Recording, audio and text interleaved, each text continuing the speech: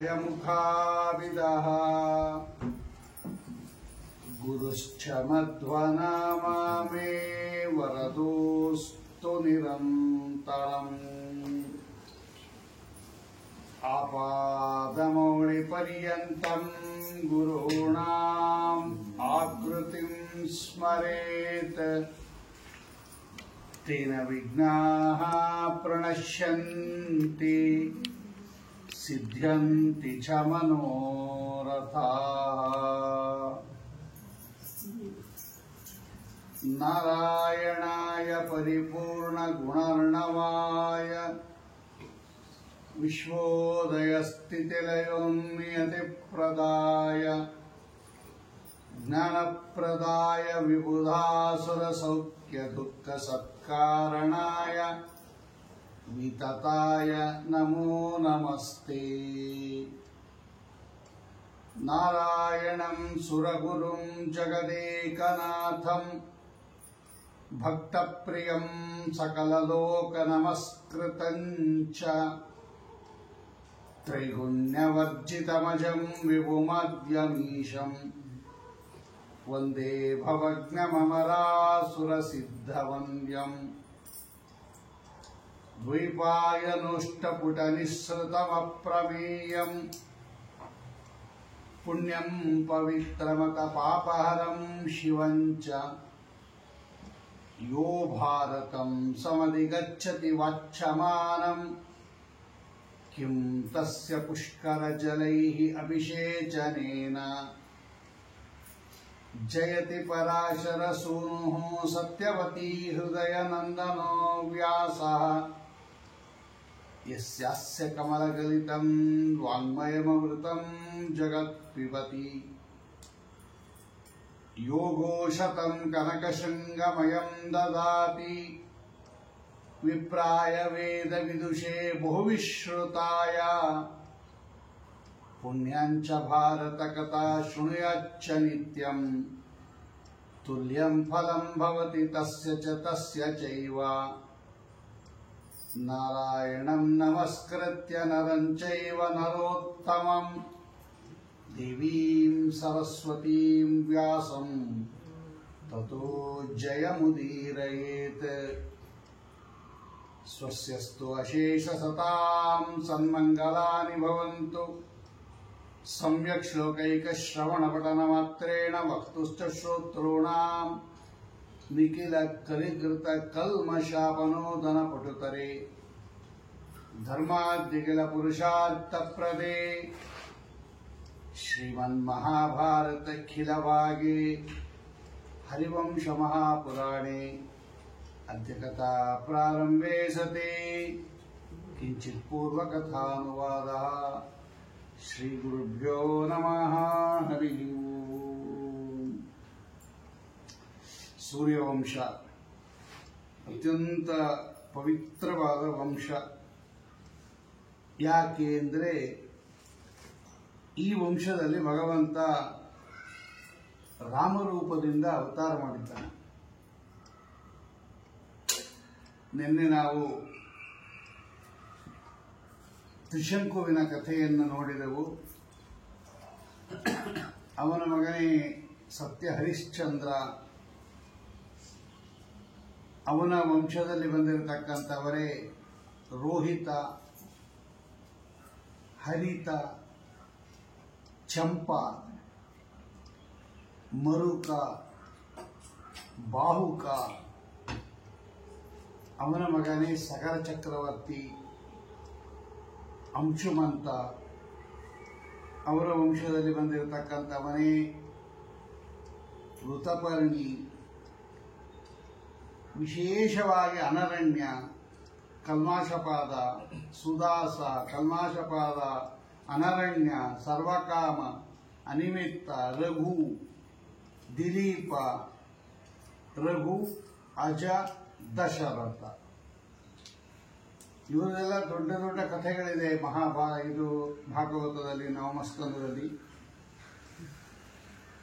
ಒಬ್ಬೊಬ್ಬರೂ ಕೂಡ ವಿಶೇಷವಾಗಿರ್ತಕ್ಕಂತಹ ಕಾರ್ಯವನ್ನು ಮಾಡಿರ್ತಕ್ಕಂತಹ ಮಹಾನುಭಾವರು. ಸಾಗರವನ್ನು ನಿರ್ಮಾಣ ಮಾಡಿದ್ದವನು ಸಗರ ಚಕ್ರವರ್ತಿ, ಅವನ ಮಕ್ಕಳೇ, ಅವರ ವಂಶದಲ್ಲಿ ಬಂದಿರತಕ್ಕಂಥವನೇ ಕಟ್ವಾಂಗ, ಭಗೀರಥ, ಸ್ವರ್ಗಲೋಕದ ದೇವನದಿ ಅಂತ ಕರೆಸ್ಕೊಂಡಿರ್ತಕ್ಕಂತಹ ಗಂಗೆಯನ್ನ ಭೂಲೋಕಕ್ಕೆ ತಂದಿರತಕ್ಕಂಥ ಮಹಾನುಭಾವ. ಏನದು ನಮ್ಮ ಕೈ ಊಹೆ ಮಾಡಕ್ಕೂ ಆಗದೆ ಇರತಕ್ಕಂತಹ ಕಾರ್ಯಗಳದೆಲ್ಲ. ನಮ್ಮ ಲೋಕದಲ್ಲಿರುವ ಒಂದು ನದಿಯನ್ನೇ ಬದಲಾಯಿಸೋದು ಎಷ್ಟು ಕಷ್ಟ. ನದಿಗಳ ಜೋಡಣೆ ಅಂತ ಒಂದು ಕಾರ್ಯಕ್ರಮ ಹಾಕೊಂಡಿದ್ದಾರೆ. ಬಹಳ ಕಷ್ಟ. ಒಂದು ನದಿಗೆ ಜಾಯಿನ್ ಮಾಡೋದಿದೆಯಲ್ಲ, ಅದರಿಂದ ಬಹಳ ಪ್ರಯೋಜನ ಇದೆ. ಗಂಗಾ ನದಿ ನಿರಂತರ ಹರಿಯೋ ನದಿ. ಅದು 365 ದಿವಸನೂ ನೀರಿರುತ್ತೆ ಗಂಗಾ ನದಿಯಲ್ಲಿ. ಆ ನದಿಯನ್ನ ಬೇರೆ ನದಿ ಜೊತೆ ಜೋಡಿಸ್ಬಿಟ್ರೆ ಎಲ್ಲೆಲ್ಲಿ ನೀರಿರಲ್ಲ ಅಲ್ಲೆಲ್ಲ ಅನುಕೂಲ ಆಗುತ್ತೆ ಅಂತ ಎಷ್ಟೋ ಪ್ರಯತ್ನ ಪಟ್ಟರು.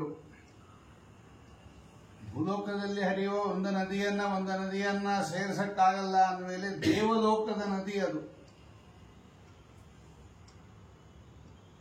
ಅಂತಹ ದೇವಲೋಕದಲ್ಲಿ ಅರ್ಥಾತ್ ಸ್ವರ್ಗಲೋಕದಲ್ಲಿ ಹರಿಯತಕ್ಕಂಥ ನದಿಯನ್ನ ಭೂಮಿಗೆ ತಂದ ಮಹಾನುಭಾವ ಭಗೀರಥ.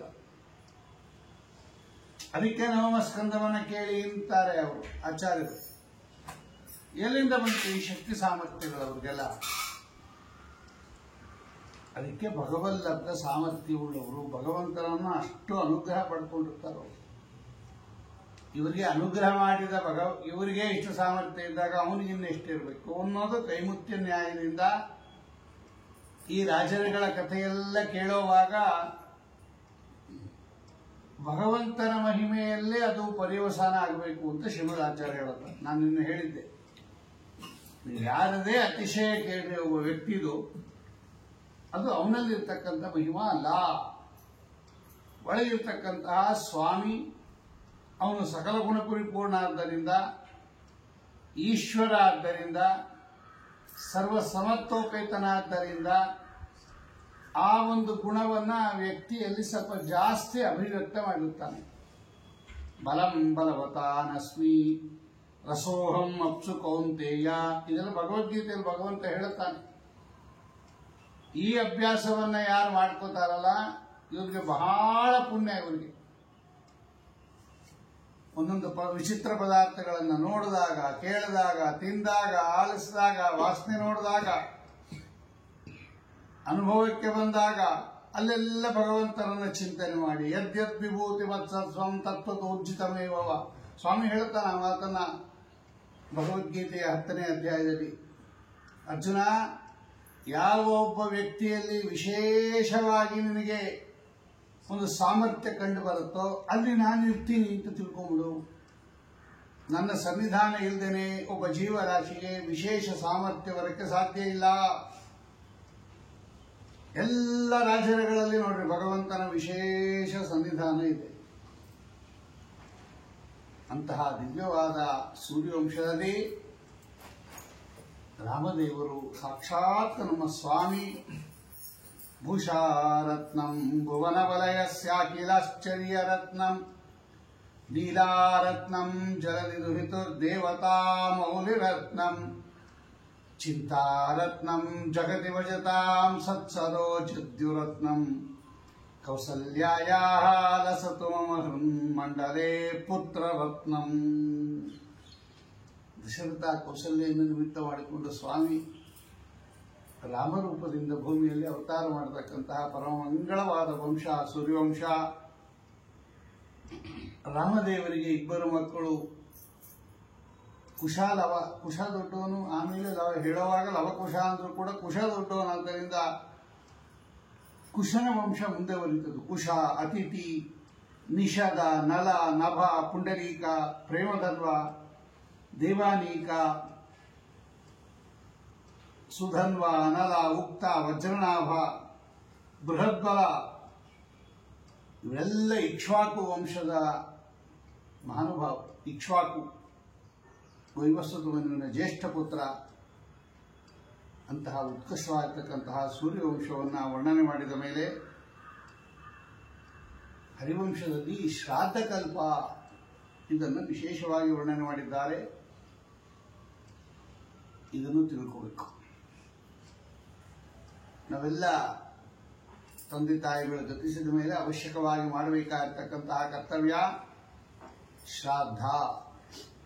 ಅಂದರೆ ಪಿತೃದೇವತೆಗಳನ್ನು ಉದ್ದೇಶ ಮಾಡಿ ಮಾಡುವ ಪೂಜೆಗೆ ಶ್ರಾದ್ದ ಅಂತ ಕರೀತಾರೆ.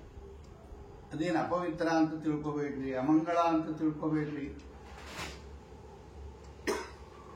ಪರಮ ಮಂಗಳಕರವಾಗಿರ್ತಕ್ಕಂತಹ ಕಾರ್ಯ ಶ್ರಾದ್ದ ಅನ್ನೋದು. ಹಬ್ಬಗಳನ್ನಾದರೂ ಸ್ವಲ್ಪ ಕಡಿಮೆ ಮಾಡ್ಕೋಬಹುದು, ಶ್ರಾದ್ದವನ್ನ ಮಾತ್ರ ತುಂಬಾ ಚೆನ್ನಾಗಿ ಮಾಡ್ಬೇಕಂತ. ಶ್ರದ್ಧೆಯ ದತ್ತಂ ಶ್ರಾದ್ದಂ, ಶ್ರದ್ಧೆಯಿಂದ ಪಿತೃದೇವತೆಗಳ ಅಂತರ್ಯಾಮಿಯಾದ ಭಗವಂತನಿಗೆ ಅರ್ಪಣೆ ಮಾಡುವುದೇ ಶ್ರಾದ್ದ. ಅದನ್ನು ಎಂದೂ ಲೋಪ ಮಾಡಬಾರದು, ವಿಸ್ತಾರನೂ ಮಾಡಬಾರದು, ಲೋಪನೂ ಮಾಡಬಾರದು. 100 ಜನನ್ನ ಕರೆದು ಶ್ರಾದ್ದ ಮಾಡಬಾರದು. ಜನ ಜಾಸ್ತಿ ಆದಷ್ಟು ಕ್ವಾಲಿಟಿ ಹಾಳಾಗುತ್ತೆ, ಕ್ವಾಂಟಿಟಿ ಜಾಸ್ತಿ ಆದಷ್ಟು ಕ್ವಾಲಿಟಿ ಹಾಳಾಗುತ್ತೆ. ಚಿಕ್ಕದಾಗಿ ಮಾಡಬೇಕು, ಚೊಕ್ಕದಾಗಿ ಮಾಡಬೇಕು, ಚೆನ್ನಾಗಿ ಮಾಡಬೇಕು. ಶ್ರಾದ್ದ ಮಾತ್ರ ತುಂಬಾ ನಿಯಮ ಹೇಳಿದ್ದಾರೆ ಶ್ರಾದ್ದಕ್ಕೆ. ಬ್ರಾಹ್ಮಣರನ್ನ ಆರಿಸೋದು, ಅವ್ರು ಹೆಂಗಿರಬೇಕು, ಯಾರನ್ನ ಆಹ್ವಾನ ಮಾಡಬೇಕು, ಅವನು ಮಾಡ್ತಕ್ಕಂಥ ಕರ್ತೃ ಹೆಂಗಿರಬೇಕು, ಕರ್ತೃವಿನ ಪತ್ನಿ ಹೆಂಗಿರಬೇಕು, ಯಾರು ಅಡಿಗೆ ಮಾಡಬೇಕು, ಏನು ಅಡಿಗೆ ಮಾಡಬೇಕು, ಇಂತಿಂಥದೇ ಪದಾರ್ಥ, ಇಂತಿಂಥದೇ ವಸ್ತು. ಹಬ್ಬಕ್ಕೆಲ್ಲ ಹಾಗೆ ನಿಯಮ ಇಲ್ಲ, ಶ್ರಾದ್ದಕ್ಕೆ ನಿಯಮ ಇದೆ, ತುಂಬಾ ನಿಯಮ ಇದೆ ಶ್ರಾದ್ದಕ್ಕೆ. ಅಂತಹ ಶ್ರಾದ್ದವನ್ನೇ ಇವತ್ತು ನಾವು ತುಂಬಾ ಲೋಪ ಮಾಡ್ತಾ ಇದ್ದೀವಿ. ಅದಕ್ಕೆ ಈಗೆಲ್ಲ ಪಿತೃಶಾಪ ಅಂತ ಒಂದು ಹೊರಟಿದೆ ಹೊಸದಾಗಿ ನೋಡ್ರಿ. ಅಂದ್ರೆ ಸಂಸ್ಕಾರ ಆಗದೆ ಇರೋದು ಒಂದು, ಸರಿಯಾಗಿ ಕಾಲಕಾಲಕ್ಕೆ ಶ್ರಾದ್ದ ಆಗದೆ ಇರತಕ್ಕಂಥದ್ದು ಒಂದು, ಸರಿಯಾಗಿ ಮಾಡದೇ ಇರೋದು ಒಂದು. ಅದಕ್ಕೋಸ್ಕರ ಇವತ್ತು ಸಂತಾನ ಎಲ್ಲರಿಗೂ ಏರುಪೇರಾಗ್ತಾರೆ.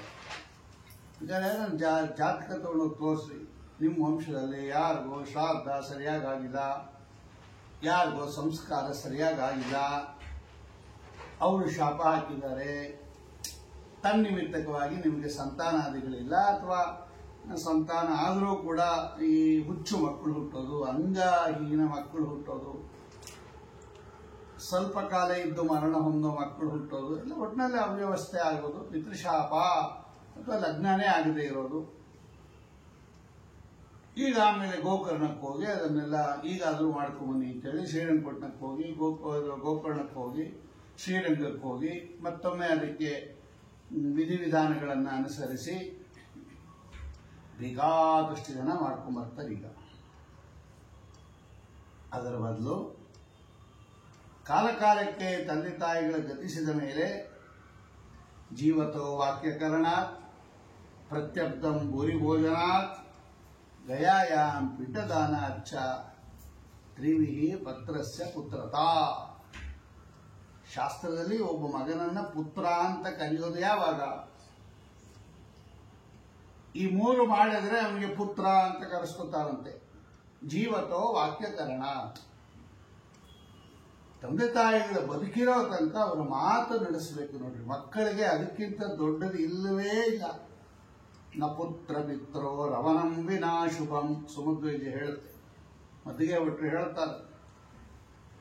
ತಂದೆ ತಾಯಿಗಳನ್ನ ಸಂತೋಷ ಪಡಿಸೋದು ಬಿಟ್ರೆ ಮಕ್ಕಳಿಗೆ ಇನ್ನೊಂದು ಶುಭ ಕಾರ್ಯನೇ ಬೇಡ, ಏನು ಮಾಡೋದೇ ಬೇಡ. ಅವರು ಸ್ನಾನ ಸಂಧ್ಯಾ ಅಂದ್ರೆ ಏಕಾದಶಿ ಉಪವಾಸ, ದೇವ್ರ ಪೂಜೆ, ತಂದೆ ತಾಯಿಗಳ ಸೇವಾ. ಅವ್ರ ಕಣ್ಣಲ್ಲಿ ನೀರು ಬರೆಸಬಾರ್ದು, ಯಾವತ್ತೂ ಬರೆಸಬಾರ್ದು. ತಂದೆ ತಾಯಿ ಅಳಬಾರ್ದು, ಈ ಮಕ್ಕಳಿಂದ ನಂಗೆ ಹಿಂಗಾಗೋಯ್ತು ಅಂತ. ಅವರ ಒಂದೊಂದು ಕಣ್ಣೀರು ಕೂಡ ನಿಮ್ಮ ವಂಶವನ್ನು ತಡೆದು ಬಿಡುತ್ತೆ. ತಾಯಿಯ ನಿಂದಿಸಿ ನೋಯಿಸುತ್ತಿರುವ ನಾಯಿಗೆ ಸುಕೃತವು ದೊರಕೀತೆ ಅಂತಾರೆ ಕನಕದಾಸು. ಆ ನಾಯಿ ಇಂತ ಬೈದಿದ್ದಾರೆ ಅವನನ್ನ, ತಾಯಿ ಕಣ್ಣಲ್ಲಿ ನೀರು ಬರೆಸ್ತಕ್ಕಂಥ ವ್ಯಕ್ತಿಯನ್ನ. ಅದೇ ದೊಡ್ಡದು ಮಕ್ಕಳಿಗೆ. ಆಮೇಲೆ ಯಾವತ್ತೋ ಒಂದು ದಿವಸ ಹೋಗ್ತಾರೆ, ಹೋಗ್ಲೇಬೇಕದು ಪ್ರಕೃತಿ ನಿಯಮ. ಪ್ರತ್ಯಬ್ಧಂ ಭೂರಿಭೋಜನ, ಪ್ರತಿ ವರ್ಷ ಅವರ ಗತಿಸಿದ ದಿವಸ ಕಾಲಶ್ರಾದ್ದ ಪಿಂಡ ಪ್ರದಾನ ಮಾಡಿ ಮನೆಯಲ್ಲಿ ಸ್ವಂತ ಮನೆ ಕಟ್ಕೊಂಡಿರ್ತಾರೆ, ಬೇಕಾದಷ್ಟು ಎಲ್ಲ ಮಠಕ್ಕೆ ಬಂದು ಓದ್ತಾಯಿರ್ತಾರೆ. ಅವ್ರದ್ದು ಆಸ್ತಿ, ಅವ್ರು ಕಟ್ಟಿರೋ ಮನೆಯಲ್ಲೇ ನಾವೇ ಇರ್ತೀವಿ. ಅವ್ರು ವರ್ಷಕ್ಕೆ ಒಂದು ದಿವಸ ಒಂದು ಪಿಂಡ ಪ್ರದಾನ ಮಾಡಿ ಒಂದು ಅನ್ನ ಹಾಕೋದಕ್ಕೆ ನಮಗೆ ಮನಸ್ಸೂ ಇಲ್ಲ, ಬೇಕು ಇಲ್ಲ. ಏನು ಡಿಸ್ಟರ್ಬ್ ಆಗಬಾರ್ದು, ನಮ್ಮ ಮನೆ ಹಂಗೆ ಇರಬೇಕು, ಕೊಳೆ ಆಗಬಾರ್ದು, ಯಾರು ಬರಬಾರ್ದು, ಸೋಫಾಗಿ ತೆಗಿಬಾರ್ದು, ಎಲ್ಲ ಇದ್ದಂಗೆ ಇರಬೇಕು. ಅದೆಲ್ಲೋ ಮಟ್ಟದಲ್ಲಿ ಯಾರನ್ನ ತೆಕ್ಕೊಳ್ಳಿ, ಎಂಜಲೆಲ್ಲ ತೆಕ್ಕೊಳ್ಳಿ ಬಿಡ್ಲಿ, ನಮಗೆ ಊಟ ಮಾಡಿ ಕೈ ತೊಳ್ಕೊಂಡು ಎಲೆ ಅಡಿಕೆ ಹಾಕೊಂಡು ಬಂದ್ರೆ ಮುಗೀತು. ತೆಗಿತಾರ, ಬಿಡ್ತಾರ, ಗೋಮ ಹಚ್ತಾರ, ನಮ್ಗೇನು ಏನನ್ನ ಮಾಡ್ಕೊಳ್ಳಿ, ಯಾರು ಅಡುಗೆ ಮಾಡ್ತಾರೋ, ಎಲ್ಲಿ ಅಡುಗೆ ಮಾಡ್ತಾರೋ, ಏನು ಮಾಡ್ತಾರೋ, ಎಲ್ಲಿ ಉಪಯೋಗಿಸ್ತಾರೋ, ಮನೆಗೆ ಬರೋದು ಆರಾಮಾಗಿ ಇದ್ಬಿಡೋದು, ಏನು ಡಿಸ್ಟರ್ಬ್ ಆಗೋದು ಮನೆ. ಹಿಂಗಲ್ಲ ಶ್ರಾದ್ದ ಮಾಡೋದು. ಮನೆಯಲ್ಲಿರೋರೆಲ್ಲ ಅವರಿಂದ ಉಪಕೃತರಾಗಿರ್ತಾರೆ. ಶ್ರದ್ಧೆಯಿಂದ ಮಾಡಬೇಕು. ಅದಕ್ಕಾಗಿ ಪದಾರ್ಥಗಳನ್ನ ಸಿದ್ಧ ಮಾಡಿಕೊಂಡಿರ್ಬೇಕು. ಆಗ ನೋಡ್ರಿ ಅನುಗ್ರಹ ಆಗುತ್ತೆ. ಅಂತಹ ಜೀವತೋ ವಾಕ್ಯಕರಣಾತ್ ಪ್ರತ್ಯರ್ಥಂ ಭೂರಿ ಭೋಜನಾತ್ ಗಯಾಯಾಮ್ ಪಿಂಡದಾನ. ಒಮ್ಮೆ ಗಯಾ ಕ್ಷೇತ್ರಕ್ಕೆ ಹೋಗಿ ಪಿಂಡ ಪ್ರದಾನ ಮಾಡಿ ಬರಬೇಕು. ತಂದೆ ತಾಯಿಗಳ ಗತಿಸಿದ ಮೇಲೆ 1 ವರ್ಷ ಆದ ಮೇಲೆ ಯಾವಾಗಲಾದರೂ ಒಮ್ಮೆಯಾದರೂ ತನ್ನ ಜೀವಮಾನದಲ್ಲಿ ಗಯಾ ವಿಷ್ಣುಪಾದದ ಮೇಲೆ ಪಿಂಡ ಪ್ರದಾನ ಆಗಬೇಕು. ಫಲ್ಗುಣಿ ಶ್ರಾದ್ದ, ವಟವೃಕ್ಷ ಶ್ರಾದ್ದ, ವಿಷ್ಣುಪಾದ ಶ್ರಾದ್ದ 3. ಆವಾಗ ಅವನಿಗೆ ಪುತ್ರ ಅಂತ ಬರ್ಕೋತಾರಂತೆ ಅವ್ರ ಲಿಸ್ಟಲ್ಲಿ. ನೀನು ಮಗ, ಅದಕ್ಕೆ ಸುಮ್ಮನೆ ನಾಮಕಾವಸ್ಥೆ ಅಂತ ಮಹಾಭಾರತ ಹೇಳತ್ತೆ ಈ ಮಾತನ್ನ. ಆದ್ದರಿಂದ ಅವಶ್ಯವಾಗಿ ಶ್ರಾದ್ದವನ್ನ ಮಾಡಬೇಕು. ತಂದೆ ತಾಯಿಗಳು ಗತಿಸಿದ ಮೇಲೆ ದೊಡ್ಡ ಯಜ್ಞ ಅದು, ಪಿತೃಯಜ್ಞ. ಅಂತಹ ಶ್ರಾದ್ದದ ಬಗ್ಗೆ ವಿಧಿವಿಧಾನಗಳನ್ನ ಹರಿವಂಶ ಹೇಳುತ್ತೆ. ಭಾಗವತದಲ್ಲಿಲ್ಲ ಇದು, ವಿಶೇಷವಾಗಿ ಹರಿವಂಶದಲ್ಲಿ ಹೇಳ್ತಾ ಇದ್ದಾರೆ. ಜನ್ಮೇಜಯ ರಾಜ ವೈಶಂಪಾಯನನ್ನ ಕೇಳ್ತಾನೆ, ಯಾರು ಪಿತೃಗಳು ಅಂದ್ರೆ ಯಾರು? ಯಾರಿ ಪಿತೃಗಳು ಅಂತ ಹೇಳ್ತೇವೆ, ಪಿತೃದೇವತೆಗಳು ಅಂತ ಕರಿತೀವಿ. ಯಾರಿ ಪಿತೃದೇವತೆಗಳು? ಅವರು ಎಲ್ಲೂ ಇರ್ತಾರೆ, ಎಲ್ಲಿಗೆ ಬರ್ತಾರೆ? ನಾವು ಭೂಲೋಕದಲ್ಲಿ ಮಾಡಿರ್ತಕ್ಕಂತಹ ಈ ಶ್ರಾದ್ದ, ಈಗ ನಮ್ಮ ತಂದೆ ತಾತ ಮುತ್ತಾತ ಇವರೆಲ್ಲ ಎಲ್ಲಿರ್ತಾರೆ, ಎಲ್ಲಿ ಹೋಗುತ್ತಾರೆ, ಎಲ್ಲಿ ಹುಟ್ಟುತ್ತಾರೆ, ಯಾವ ಯೋನಿಯಲ್ಲಿ ಬಂದಿರುತ್ತಾರೆ, ಅವರು ಏನಾಗಿ ಹುಟ್ಟಿರ್ತಾರೆ, ನಮಗೆ ಗೊತ್ತಿಲ್ಲ. ನಾವು ಇಲ್ಲಿ ಅರ್ಪಣೆ ಮಾಡಿರ್ತಕ್ಕಂತಹ ಪಿಂಡ ಆಗಲಿ ಅಥವಾ ತಿಲತರ್ಪಣ ಆಗಲಿ ಅಥವಾ ಅವರನ್ನ ಉದ್ದೇಶ ಮಾಡಿ ಕೊಟ್ಟಂತಹ ಗುರಿ ಭೋಜನ ಆಗಲಿ, ದಕ್ಷಿಣೆ ಆಗಲಿ, ದಾನ ಆಗಲಿ, ಅವ್ರು ಹೆಂಗ್ ತಲುಪತ್ತೆ? ಜನ್ಮೇಜಯರಾಜ ಕೇಳ್ತಾನೆ ವೈಶಂಪಾಯನರನ್ನ. ಈಗ ನಾವಿಲ್ಲಿ ಅನ್ನದಿಂದ ಮಾಡಿರ್ತಕ್ಕಂತಹ ಪಿಂಡವನ್ನ ಇಡ್ತೀವಿ. ಉತ್ತರ ಭಾರತದಲ್ಲಿ ಪಿಷ್ಟ ಪಿಂಡ ಪ್ರಯೋಗ ಅಂತಲೂ ಇದೆ. ಹಿಟ್ಟಿನಿಂದ ಮಾಡಿರ್ತಕ್ಕಂಥದ್ದು ಇಡ್ತಾರೆ, ಅಥವಾ ಆಮಶ್ರಾದ್ದ ಅಂತ ಕರೀತಾರೆ. ಹಸಿ ಪದಾರ್ಥಗಳಿಂದಲೂ ಶ್ರಾದ್ದ ಮಾಡೋದು ಉಂಟು, ಆಮಶ್ರಾದ್ದ ಅಂತ ಕರೀತಾರೆ ಅದಕ್ಕೆ. ಈ ನಾವಿಟ್ಟಿರ್ತಕ್ಕಂತಹ ಅನ್ನದ ಪಿಂಡ ಅವ್ರಿಗೆ ಹೆಂಗ್ ತಲುಪತ್ತೆ? ಇದು ಮೊದಲನೇ ಪ್ರಶ್ನೆ. ಮತ್ತದವ್ರ ಉಪಯೋಗಕ್ಕೆ ಹೆಂಗ್ ಬರುತ್ತೆ? ಈಗ ಸಿಂಹ ಆಗಿ ಹುಟ್ಟಿರ್ತಾರೆ ಅಂತ ಇಟ್ಕೋಣ. ಈಗ ನಮ್ಮ ಹಿಂದಿನವ್ರು ಯಾರು ತಾತನ ಮುತ್ತಾತನ ಸಿಂಹ ಆಗಿ ಹುಟ್ಟಿರ್ತಾರೆ. ಅನ್ನ ತಿನ್ನಲ್ಲ ಸಿಂಹ. ಈಗ ನಾವು ಕೊಟ್ಟಿರೋದು ಇಲ್ಲಿ ಪಿಂಡ ಅನ್ನದ್ದು. ಅವ್ರು ಸಿಂಹ ಆಗಿ ಹುಟ್ಟಿರ್ತಾರೆ, ಅವ್ರದ್ದು ತಗೊಳ್ಳೋದೇ ಇಲ್ಲ. ಸಿಂಹ ಅನ್ನ ತಿನ್ನಲ್ಲ. ಹಸು ಆಗಿಬಿಟ್ಟಿದ್ರೆ ಅವ್ರ ಪದಾರ್ಥನೇ ಬೇರೆ, ಹುಲ್ಲು ತಿನ್ನತ್ತದು. ಹಕ್ಕಿಗಳು ಪಕ್ಷಿಗಳು ಕಾಳು ತಿನ್ನತ್ತವು. ನಾವು ಕೊಟ್ಟಿದ್ದವು ತಿಂದೇ ಇದ್ರೆ ಅವಾಗ ಏನ್ ಮಾಡ್ತಾರೆ ಅವರು? ವೇಸ್ಟ್ ಆಗತ್ತಲ್ಲ. ಆಯ್ತು, ನಮಗೆ ಬರ್ತಕ್ಕಂತಹ ಉಪಯೋಗ ಏನು? ಮಾಡಿದವನಿಗೆ ಏನು ಉಪಯೋಗ? ಅವ್ರಿಗೇನು ಉಪಯೋಗ? ಈ ವ್ಯವಸ್ಥೆ ಎಲ್ಲ ಮಾಡೋರು ಯಾರು? ಆ ಪಿತೃದೇವತೆಗಳನ್ನ ಇಲ್ಲಿ ಕರ್ಕೊಂಡ್ಬರೋರು ಯಾರು? ನಮ್ಮ ಮನೆಗೆ ಬರ್ಬೇಕು ಅವ್ರು ಪಿತೃದೇವತೆಗಳು. ನಾವು ಕೊಟ್ಟಿರ್ತಕ್ಕಂಥದ್ದನ್ನ ತಗೊಂಡೋಗಿ ಅದು ನಮ್ಮ ತಂದೆ ತಾಯಿ ತಾತ ಮುತ್ತಾತನಿಗೆ ಕೊಡಬೇಕು. ಅವ್ರೇನು ಬರಲ್ಲ. ಸಾಕ್ಷಾತ್ತಾಗಿ ತಂದೆ ತಾತ ಮುತ್ತಾತ ಬರಲ್ಲ ಇಲ್ಲಿ. ಅವ್ರು ಕೊಟ್ಟಿರ್ತಕ್ಕಂಥದ್ದನ್ನ ತಗೊಂಡೋಗಿ ಕೊಡ್ತಾರೆ ಇವರು ಇಬ್ಬರು. ಇದೆಲ್ಲ ವಿಧಿವಿಧಾನಗಳನ್ನ ನಿರೂಪಣೆ ಮಾಡಬೇಕು.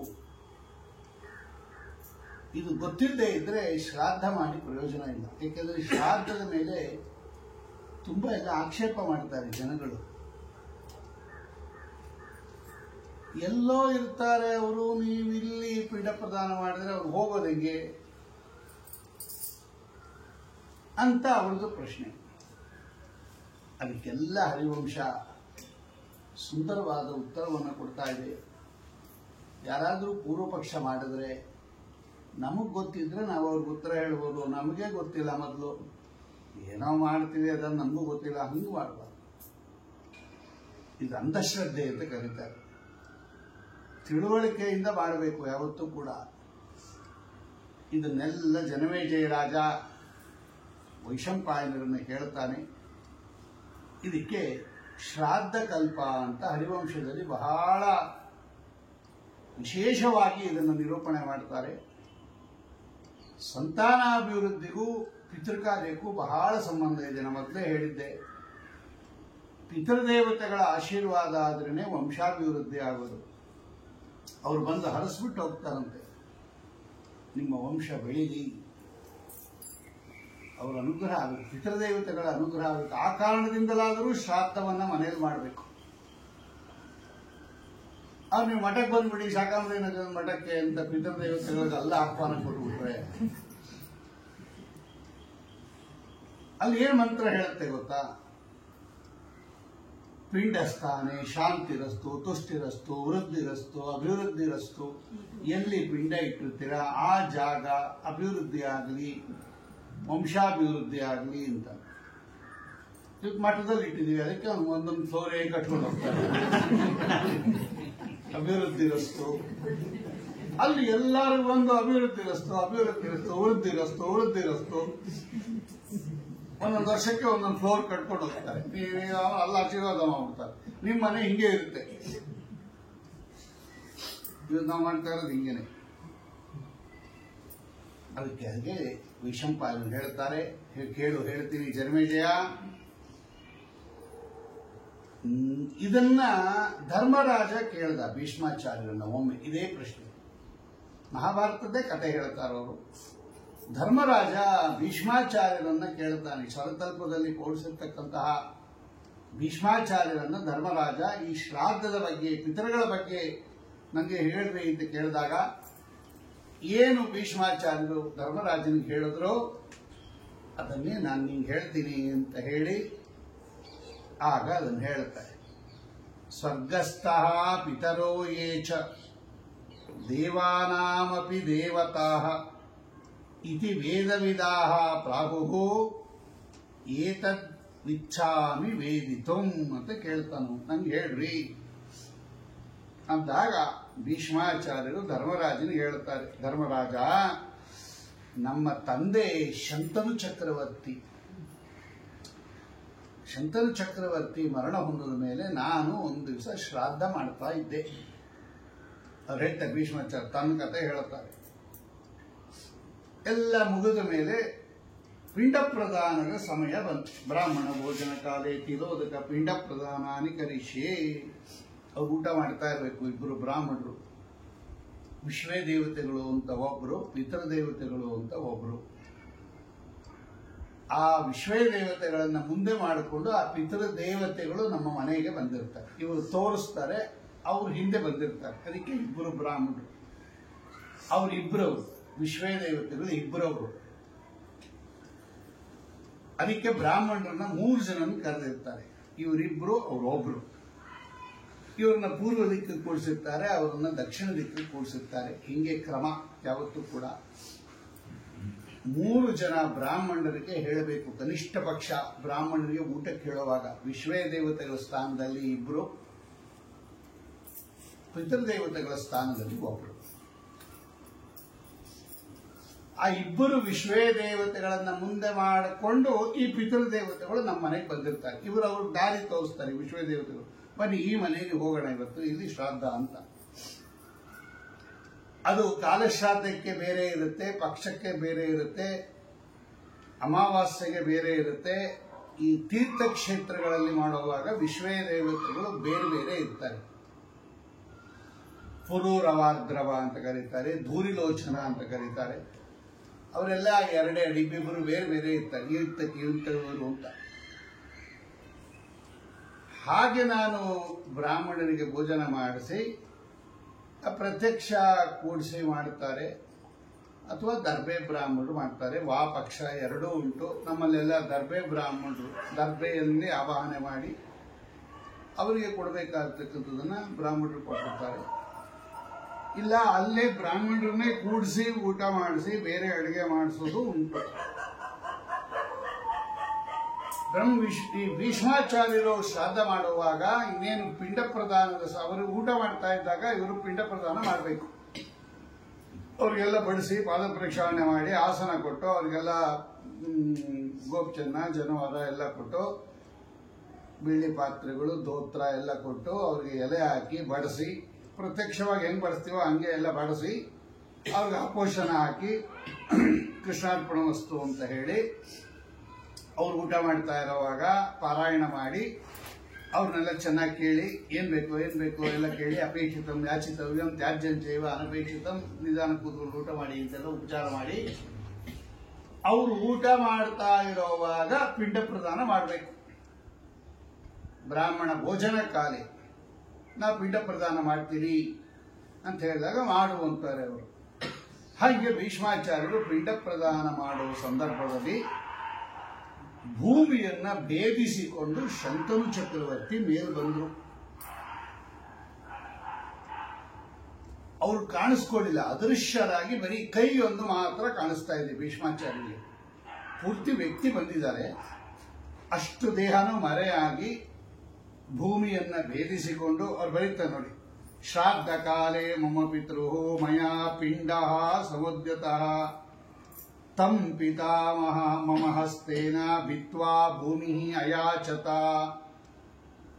ಯೇ ಚ ತೇಷಾಂ ಗಣ ಪ್ರೋಕ್ತಾಃ ಹೇಳ್ತಾರೆ ಹಸ್ತಾವರಣ ಪೂರ್ಣೇನ ಕೇಯೂರಾವರಣೇನ ಚ ರಕ್ತಾಂಗುಲಿತಲೇನಾತ ಯಥಾ ದೃಷ್ಟಃ ಪುರಾಮಯ.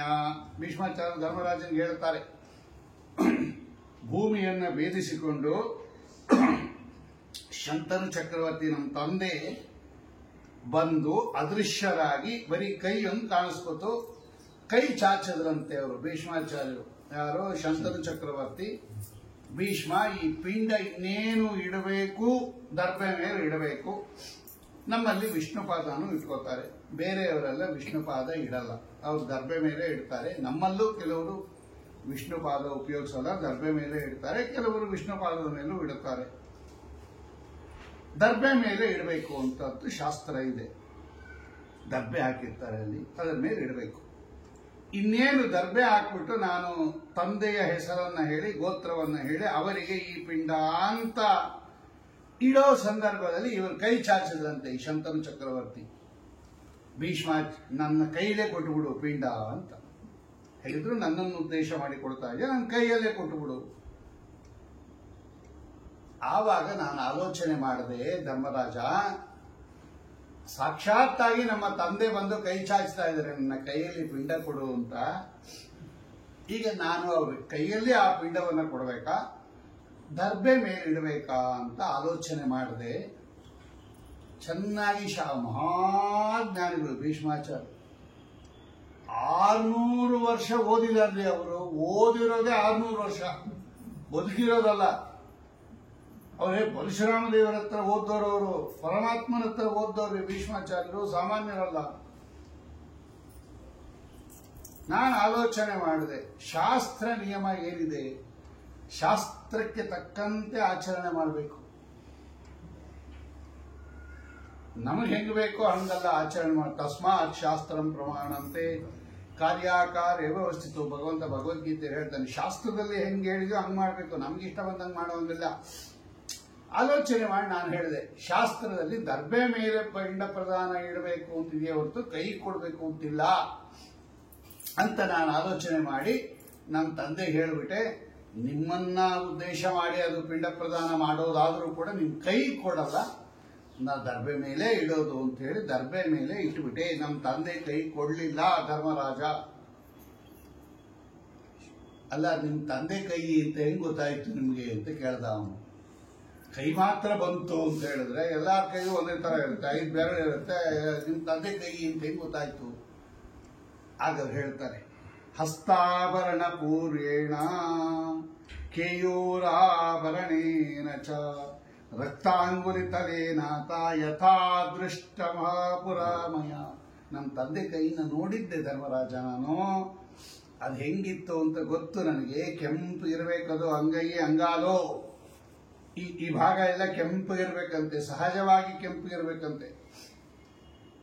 ಆ ಕೆಂಪಗಿರ್ತಕ್ಕಂಥ ಅಂಗೈ, ಆಮೇಲೆ ಹಸ್ತಾಭರಣ, ಉಂಗುರ, ಕಡಗ, ಕಂಕಣ ಎಲ್ಲ ನಾನು ನಮ್ಮ ತಂದೆದು ನೋಡಿದ್ದೆ. ಅದೇ ಆಭರಣಗಳ ಧಾರಣೆ ಮಾಡಿ ಅವರು ಅದೇ ತರದ್ದು ಬಂದ್ರು. ನಂಗೆ ಗೊತ್ತಾಗಿದ್ದು ನಮ್ಮ ತಂದೆ ಕೈ ಅಂತ. ಆದ್ರೆ ಕೊಡ್ಲಿಲ್ಲ, ನಾನು ದರ್ಬೆ ಮೇಲೆ ಇಟ್ಬಿಟ್ಟೆ. ನಮ್ಮ ತಂದೆಗೆ ಕೋಪ ಬರುತ್ತೇನೋ ಅಂದ್ಕೊಂಡಿದ್ದೆ, ಆದ್ರೆ ನಮ್ಮ ತಂದೆಗೆ ತುಂಬಾ ಸಂತೋಷ ಆಗೋಯ್ತು. ಭೀಷ್ಮಾಚಾರ್ಯ ಹೇಳ್ತಾರೆ, ನಮ್ಮ ತಂದೆ ಕೈ ಕೊಡ್ಲಿಲ್ಲ ಅಂತ ಕೋಪ ಬರುತ್ತೆ ಅಂದ್ಕೊಂಡಿದ್ದೆ, ಆದ್ರೆ ತುಂಬಾ ಸಂತೋಷ ಆಗಿ ಅವ್ರು ಹೇಳಿದ್ರು, ತಸ್ಮಾತ್ ತವಾಹಂ ಸುಪ್ರೀತ ಪ್ರೀತ್ಯಾಚ ವರಮಯಾಚತ ವರಮುತ್ತಮಂ ಪ್ರೀತ್ಯಾಚ.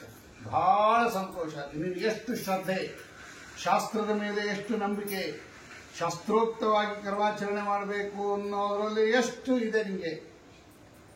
ನಾನೇ ಬಂದು ಕೇಳಿದ್ರು ಕೂಡ ನನ್ನ ಕೈ ಕೊಡ್ಲಿಲ್ಲ. ಶಾಸ್ತ್ರದಲ್ಲಿ ದರ್ಬೆ ಮೇಲೆ ಇಡಬೇಕು ಹೋದಾಗ ದರ್ಬೆ ಮೇಲೆ ಇಟ್ಟಿದೆಯಲ್ಲ, ನಿನ್ನ ಶಾಸ್ತ್ರ ವಿಧಿವಿಧಾನ ನನಗೆ ಬಹಳ ಸಂತೋಷ ಆಯ್ತು. ಒಳ್ಳೆ ಸತ್ಪುತ್ರ, ಹಿಂಗಿರ್ಬೇಕು, ಅಭಿಮಾನ ಇರಬಾರ್ದು. ಏನು ವರ ಬೇಕು ಕೇಳ್ಕೋ ಅಂತ ಕೇಳಿದ್ರು ಶಂತನು ಚಕ್ರವರ್ತಿಗಳು. ಆಗ ನಾನು ನಮ್ಮ ತಂದೆಗಳಿಗೆ ನಮಸ್ಕಾರ ಮಾಡಿ ವಿನಯದಿಂದ ಕೇಳದೆ, ಈ ಶಾಸ್ತ್ರ ಇಷ್ಟು ಏನು ನೀನು ಕೇಳಿದಲ್ಲ ಜನಮೇಜ, ಇದಿಷ್ಟನ್ನು ಭೀಷ್ಮಾಚಾರ್ಯರು ಕೇಳಿದ್ರು ಶಂತನುವನ್ನ. ಪಿತೃಗಳು ಅಂದ್ರೆ ಯಾರು, ಅವ್ರೇನು, ಎಲ್ಲಿ ಇರ್ತಾರೆ, ಯಾರ ಮಕ್ಕಳು ಅವರು, ಅದು ಪಿತೃಗಳು ಯಾಕೆ ಕರೀತಾರೆ, ಯಾರು ಬರ್ತಾರೆ, ಯಾರು ತಗೊಂಡು ಹೋಗ್ತಾರೆ, ಎಲ್ಲಿಗೆ ತಗೊಂಡು ಹೋಗ್ತಾರೆ, ಎಲ್ಲಿ ಮುಟ್ಟಿಸ್ತಾರೆ, ಏನೇನು ವ್ಯವಸ್ಥೆ ಎಲ್ಲ ಕೇಳಿದೆ.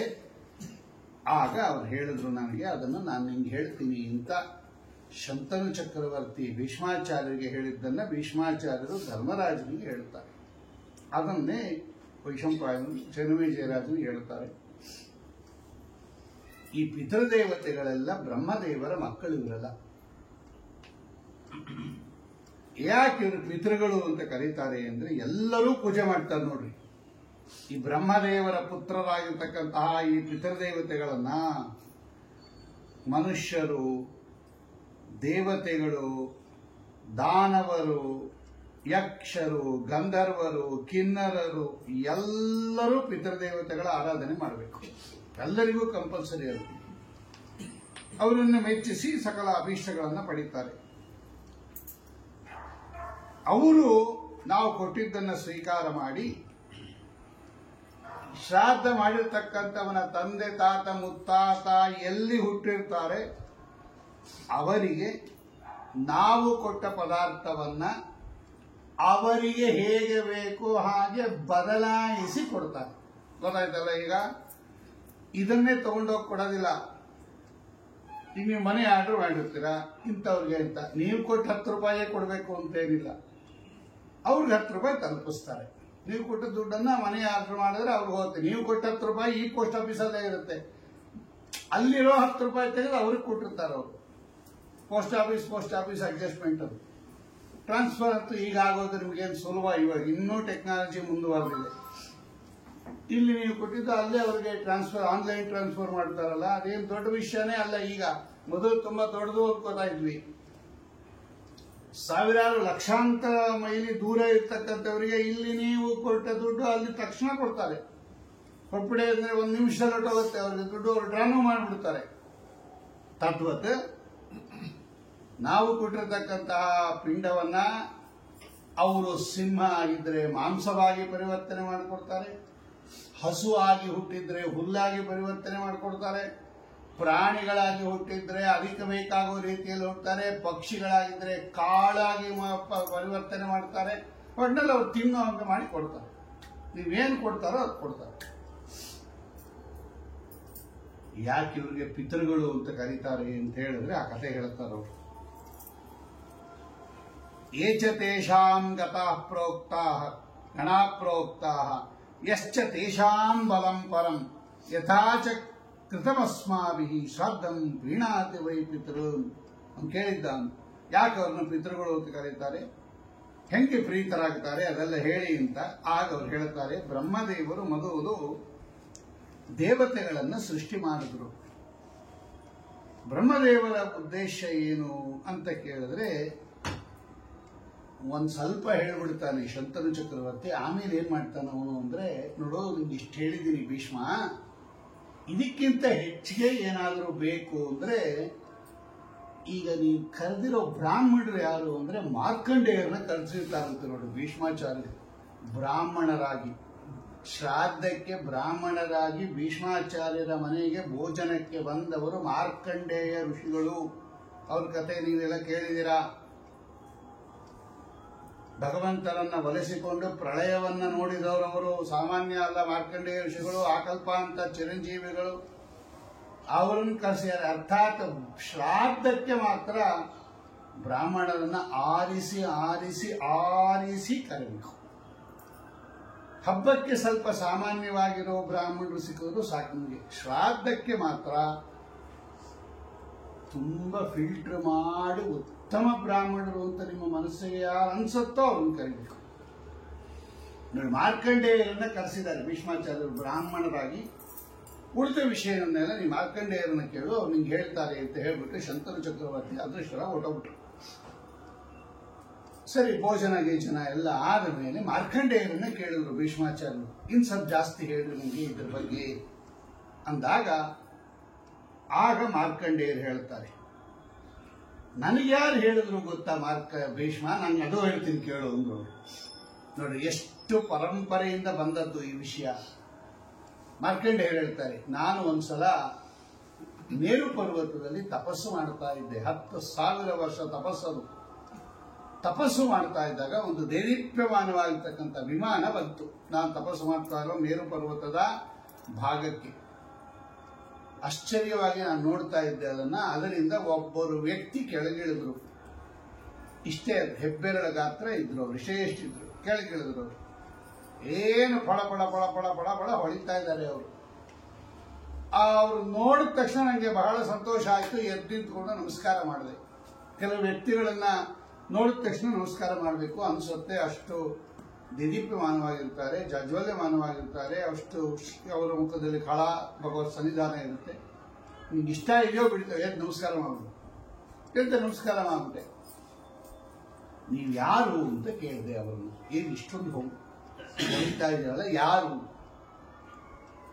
ಆಗ ವ್ಯಕ್ತಿ ನಗನಗುತ್ತಾ ಹೇಳಿದ್ರಂತೆ, ನತೇ ತಪಃ ಸುಚರಿತಂ ಏನಮಾಂ ನಾವಬುದ್ಧತೆ. ಮಾರ್ಕಂಡೇಯ, ನೀನು ಇನ್ನೂ ಮಾಡಿ ತಪಸ್ಸು ಸಾಲದು, ಅದಕ್ಕೆ ನಾನು ಯಾರು ಅಂತ ನಿಮ್ಗೆ ಗೊತ್ತಾಗ್ಲಿಲ್ಲ. ಎಷ್ಟು 1000 ವರ್ಷ ತಪಸ್ಸು ಮಾಡ್ಯಾರೆ ಗೊತ್ತಾ ಮಾರ್ಕಂಡೇಯರು. ಅದೇ ಸಾಲದು ಅಂದ್ಬಿಟ್ರು ಅವರು. ಇನ್ನು ನಮ್ ಲೆಕ್ಕ ಹಾಕೊಡಿ, ನಮ್ದೆಲ್ಲ ಬೋರ್ಡ್ಗೆ ಬರೋದಿಲ್ಲ, ಲೆಕ್ಕನೇ ಇಲ್ಲ ನಮ್ದೆಲ್ಲ. ನೋಡ್ರಿ, ಅದಕ್ಕೆ ಪುರಾಣ ಕೇಳಬೇಕು ಅನ್ನೋದು. ಪುರಾಣ ಕೇಳಿದ್ರೆ ಏನಪ್ಪ ಪುಣ್ಯ ಬರುತ್ತೆ, ಮೋಕ್ಷ ಬರುತ್ತೆ, ಅದೆಲ್ಲ ಆಮೇಲೆ. ದೃಷ್ಟಫಲ ಅದೃಷ್ಟಫಲ ಅಂತ ಎರಡು ನಮ್ಮಲ್ಲಿ. ಅದಾಮೇಲೆ ಬರೋದು ಪುಣ್ಯ ಗಿಣ್ಯ ಎಲ್ಲ. ಮೊದಲು ಏನು ಅಂದ್ರೆ ನಾನು ಅಂತಕ್ಕಂಥ ಅಹಂಕಾರ ಹೊರಟೋಗುತ್ತೆ. ಪುರಾಣ ಕೇಳಿದವ್ರಿಗೆ ಒಂದೇನಪ್ಪ ಅಂದ್ರೆ ಬೇರೆಯವರಷ್ಟು ಇವ್ರಿಗೆ ನಾನು ನಾನು ನಾನು ನನ್ನದೂ ನಾನು ದೊಡ್ಡವನು ಅನ್ನೋ ಅಹಂಕಾರ ಇರಲ್ಲ. ಯಾಕೆ ಅಂದ್ರೆ ಅಂತ ಕಥೆಗಳಿರುತ್ತೆ ಪುರಾಣದಲ್ಲಿ. ನಾವೇ valuation ಮಾಡ್ಕೊಂಡ್ಬಿಡ್ತೀವಿ.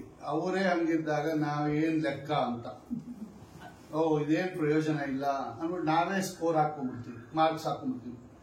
Self attestation, self correction ಇದ್ದಂಗೆ, ಸೆಲ್ಫ್ ವ್ಯಾಲ್ಯೂಯೇಷನ್, ಸೆಲ್ಫ್ ಅಸೆಸ್ಮೆಂಟ್.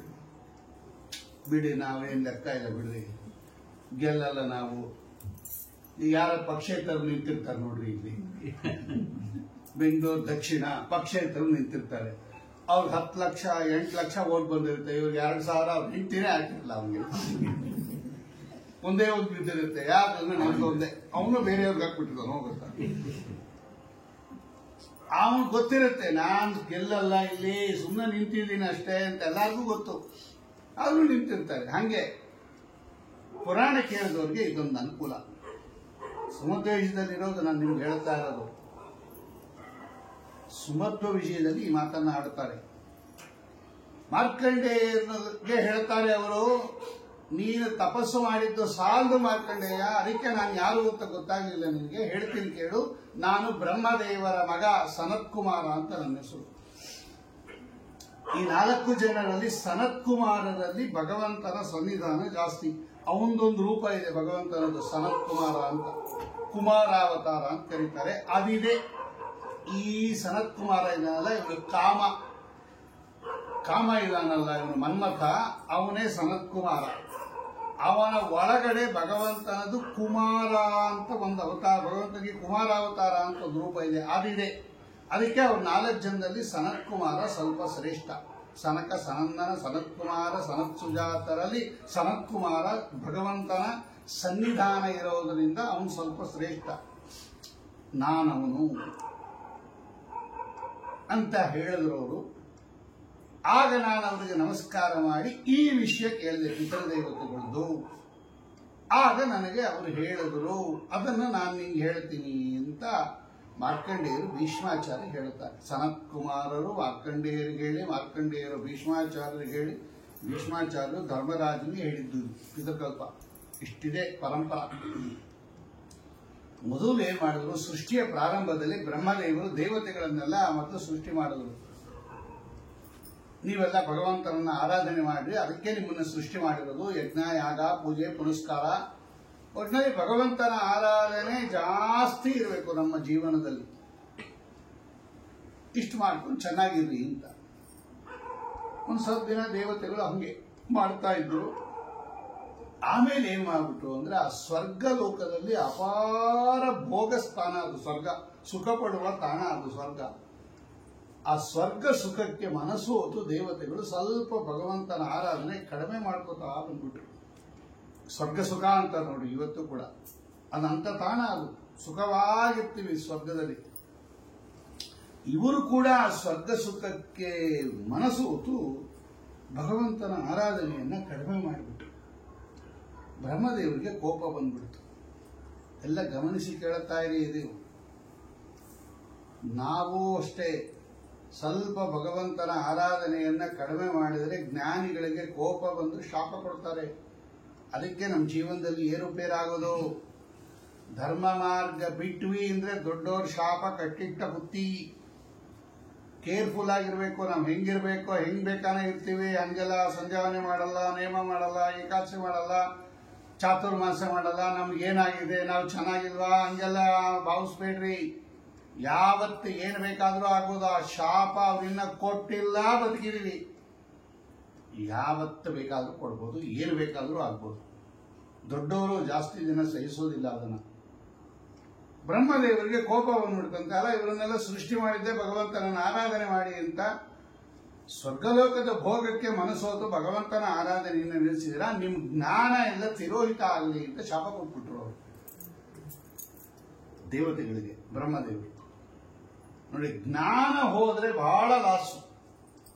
ಜನ್ಮ ಜನ್ಮದಲ್ಲಿ ತಿರ್ಗಾ ಕಷ್ಟಪಡಬೇಕು ಮತ್ತೆ ಜ್ಞಾನ ಸಂಪಾದಿಸೋದಾದ್ರೆ. ದುಡ್ಡು ಸಂಪಾದನೆ ಮಾಡೋದು ದೊಡ್ಡ ವಿಷಯ ಅಲ್ಲ. ಅಹೋರಾತ್ರಿ ನೀವು ಶ್ರೀಮಂತರಾಗ್ಬಿಡ್ಬೋದು. ಈಗ ಲಾಟ್ರಿ ದುಡ್ಡು ಬಂದ್ಬಿಡ್ತಪ್ಪ, ಇವತ್ತು ಭಿಕ್ಷಾ ಬೇಡ್ತಾ ಇದ್ರಿ, ನಾಳೆ ಶ್ರೀಮಂತ ಆಗ್ಬಿಡ್ತೀರಾ ಬೆಳಗಾದ್ರೆ. ಆರೋಗ್ಯದಲ್ಲೂ ಅಷ್ಟೇ, ಒಂದು ವಾರ ಕಷ್ಟಪಡ್ತೀರಾ, ಆರೋಗ್ಯ ಸರಿ ಹೋಗ್ಬಿಡುತ್ತೆ, ಒಂದು ವಾರದಲ್ಲಿ ಬದಲಾವಣೆ ಆಗ್ಬಿಡುತ್ತೆ. ಜ್ಞಾನ ಕಳ್ಕೊಂಡ್ರೆ ಜನ್ಮ ಜನ್ಮದಲ್ಲಿ ಬರಲ್ಲ ಜ್ಞಾನ. ಅದಕ್ಕೆ ಜ್ಞಾನ ಅತ್ಯಂತ ಅಮೂಲ್ಯ. ಜ್ಞಾನವನ್ನ ಯಾರೂ ಕಳ್ಕೋಬಾರದು. ನಹಿ ಜ್ಞಾನೇನ ಸದೃಶಂ ಪವಿತ್ರಮ್ಯ ವಿದ್ಯತೆ. ಜ್ಞಾನ ಹೋಗ್ಲಿ ಅಂತ ಶಾಪ ಕೊಟ್ಬಿಟ್ರು. ದೇವತೆಗಳಿಗೆಲ್ಲ ಪೆಚ್ಚಾಗುತ್ತೆ. ಬ್ರಹ್ಮದೇವರು ಎಲ್ಲರಿಗೂ ತಂದೆ. ಅವರು ಅಲ್ಲೇ ಹೋಗಿ ಕಾಲು ಹಿಡಿದು ಕೇಳ್ಕೊಂಡ್ರು. ಏನೋ ತಪ್ಪು ಮಾಡ್ಬಿಟ್ವಿ, ಸ್ವರ್ಗದ ಭೋಗ ಹಂಗಿರುತ್ತಪ್ಪ, ಇಂಥವನ್ನು ಅಟ್ರಾಕ್ಟ್ ಮಾಡ್ಬಿಡುತ್ತೆ ಸ್ವರ್ಗ. ಏನೋ ಮನಸ್ಸು ಹೋಗ್ಬಿಟ್ವಿ, ತಪ್ಪಾಗೋಯ್ತು, ಏನ್ ಮಾಡ್ಬೇಕು ಇವಾಗ ನಾವು ಮತ್ತೆ ಜ್ಞಾನ ಪಡಿಬೇಕಾದ್ರೆ ಅಂದ್ರೆ ಆ ಬ್ರಹ್ಮದೇವರು ಹೇಳಿದ್ರು, ಒಂದು ಕೆಲಸ ಮಾಡ್ರಿ, ನಿಮ್ಮ ಮಕ್ಕಳಿದಾರಲ್ಲ ಅವ್ರ ಹತ್ರ ಹೋಗಿ ಕೇಳ್ರಿ, ಅವರು ನಿಮಗೆ ಏನ್ ಮಾಡ್ಬೇಕು ಅಂತ ಹೇಳ್ತಾರೆ ಏನ್ಬಿಟ್ರು ಬ್ರಹ್ಮದೇವರು. ನಾನು ಹೇಳಲ್ಲ, ನಿಮ್ಮ ಮಕ್ಕಳನ್ನ ಹೋಗಿ ಕೇಳ್ರಿ ಏನ್ಬಿಟ್ರು ಬ್ರಹ್ಮದೇವರು. ಇವ್ರಿಗೆಲ್ಲ ಒಂಥರ ಆಗೋಯ್ತು, ನಾವೇನು ಪ್ರಾಯಶ್ಚಿತ್ತ ಮಾಡ್ಕೋಬೇಕು ಅಂತ ನಮ್ಮ ಮಕ್ಕಳನ್ನೇ ಹೋಗಿ ಕೇಳ್ಬೇಕಾ, ಇದೇ ಇದು ಅಂದ್ರು ಅವರು. ಏನೋ ಬೇರೆ ಯಾರೋ ಸ್ವಾಮಿಗಳನ್ನ ಕೇಳಿ ಅವ್ರನ್ನ ಕೇಳಿ ಅಂದ್ರೆ ಪರವಾಗಿಲ್ಲ, ನಮ್ಮ ಮಕ್ಕಳ ಹತ್ರನೇ ಹೋಗ್ಬಿಟ್ಟು ಅಪ್ಪ ನಂಗೆ ಜ್ಞಾನ ಹೊಟ್ಟೋಗಿದೆ ಏನ್ ಮಾಡ್ಬೇಕು ಅಂತ ನಮ್ಮ ಮಕ್ಕಳನ್ನೇ ಕೇಳ್ಬೇಕಾ, ಇದು ಅವಮಾನ ಅಂದ್ರು. ನಾವೇನು ಮಾಡೋಕ್ಕಾಗಲ್ಲ, ನೀವು ಹೋಗಿ ಕೇಳಿದ್ದಾರೆ ಕೇಳ್ರಿ, ಇದ್ರ ಇಲ್ಲ ಅಂದ್ಬಿಟ್ಟು ಬ್ರಹ್ಮದೇವರು ಹೊಟ್ಟೆ ಹೋದ್ರು. ನೀವು ಹೋಗಿ ಕೇಳ್ರಿ, ನಿಮ್ಮ ಮಕ್ಕಳನ್ನ ಕೇಳಿದ್ರೆ ಹೇಳ್ತಾರ ಅವ್ರು ಏನ್ ತಪ್ಪು ಮಾಡಿದೀರಾ, ಅದಕ್ಕೇನು ಪ್ರಾಯಶ್ಚಿತ್ತ ಅಂತ, ಬೇಕಾದ್ರೆ ಕೇಳಿ ಇದ್ರೆ ಹೋಗ್ರಿ ಇಂದು. ಇನ್ನೇನ್ ಮಾಡ್ಬೇಕು, ವಿಧಿ ಇಲ್ಲ, ಎಲ್ಲರೂ ಅವ್ರವ್ರ ಮಕ್ಕಳ ಹತ್ರನೇ ಬಂದ್ರು ದೇವತೆಗಳು. ಹಿಂಗಾಗೋ ಇದೆ, ನಮ್ ಜ್ಞಾನ ಹೊಟ್ಟೋಗಿದೆ, ಏನ್ ಮಾಡ್ಬೇಕು ಅಂತ ಕೇಳಿದ್ರು. ಅವ್ರೇನ್ ಮಾಡಿದ್ರು, ಮಕ್ಕಳ ಅಂದ್ಬಿಟ್ರು ಇವ್ರನ್ನ. ಮಕ್ಕಳು ಈ ತಂದೆನ ಮಕ್ಕಳ ಅಂತ ಸಂಬೋಧನೆ ಮಾಡ್ಬಿಡ್ಬೇಕು. ಮಕ್ಕಳ, ನಿಮ್ಗೊಂದು ಉಪಾಯ ಹೇಳ್ತೀನಿ ಕೇಳ್ರಿ, ಹಿಂಗ್ ಭಗವಂತನ ಆರಾಧನೆ ಮಾಡ್ರಿ, ಹಂಗ್ ಮಾಡ್ರಿ, ಹಿಂಗ್ ಮಾಡ್ರಿ ಅಂತ ಹೇಳುವಾಗ ತಂದೆಯನ್ನೇ ಮಕ್ಕಳು ಮಕ್ಕಳ ಅಂತ ಸಂಬೋಧನೆ ಮಾಡ್ಬಿಟ್ರು. ಇವ್ರಿಗೆ ಇನ್ನೂ ಮುಖ ಚಿಕ್ಕದಾಗೋಯ್ತು. ನಮ್ಮಿಂದ ಹುಟ್ಟಿರೋ ಮಕ್ಕಳೇ ನಮ್ಮನ್ನ ಮಕ್ಕಳ ಅಂದ್ಬಿಟ್ರಲ್ಲ, ಇದೇನಿದು ಅಂತ ಮತ್ತೆ ಕೇಳಕ್ ಹೋದ್ರು ಬ್ರಹ್ಮದೇವರನ್ನ. ನಾವು ಹೋದ್ವಿ ನಮ್ಮ ಮಕ್ಕಳ ಹತ್ರ, ಅವರು ನಮ್ಮನ್ನೇ ಮಕ್ಕಳ ಅಂದ್ಬಿಟ್ರು. ಸ್ವಾಮಿ ಇದೇನಿದು, ನಮ್ಮಿಂದ ಉತ್ಪನ್ನರಾಗಿರ್ತಕ್ಕಂಥ ಮಕ್ಕಳೇ ನಮ್ಮನ್ನ ಮಕ್ಕಳು ಅಂತ ಹೇಳ್ಬಿಟ್ರಲ್ಲ, ಏನಿದು, ನಮ್ಗೆ ಮನಸ್ಸಿಗೆ ತುಂಬಾ ಬೇಜಾರಾಗೋಯ್ತು ಅಂದಾಗ ಬ್ರಹ್ಮದೇವರು ಹೇಳ್ತಾರೆ, ಹೌದು ಹೌದು ಸರಿಯಾಗಿ ಹೇಳಿದ್ದಾರೆ ಅವರು. ಯೂಯಂ ಶರೀರ ಕರ್ತಾರಃ ತೇಷಾಂ ದೇವಾಃ ಭವಿಷ್ಯತ ತೇ ತು ಜ್ಞಾನ ಪ್ರದಾತಾರಃ ಪಿತರೋ ವಾ ನ ಸಂಶಯಃ. ಬ್ರಹ್ಮದೇವರು ಹೇಳಿದ್ರು, ಹೌದು, ಅವರಿಗೆ ನೀವು ತಂದೆ, ನಿಮಗೆ ಅವರು ತಂದೆ, ಅದಕ್ಕೆ ಅವರು ನಿಮ್ಮನ್ನ ಮಕ್ಕಳ ಅಂತ ಕೇಳಿದ್ದು. ನೀವು ಅವರಿಗೆ ಶರೀರ ಕೊಟ್ಟಿದ್ದರಿಂದ ನೀವು ತಂದೆ ಅವರಿಗೆ, ಅವರು ನಿಮಗೆ ಜ್ಞಾನವನ್ನ ಬರೆಸೋ ಉಪಾಯ ಹೇಳಿದ್ದರಿಂದ ಅವರು ನಿಮಗೆ ತಂದೆ, ಅದಕ್ಕೆ ಅವರು ನಿಮ್ಮನ್ನ ಮಕ್ಕಳು ಅಂದಿದ್ದು. ಗೊತ್ತಾಯ್ತಾ? ಆ ಶರೀರನೇ ಕೊಡಬೇಕು ಅಂತ ಏನಿಲ್ಲ, ಜ್ಞಾನ ಕೊಟ್ಟವರು ತಂದೆನೆ, ಆಶ್ರಯ ಕೊಟ್ಟವರು ತಂದೆನೆ.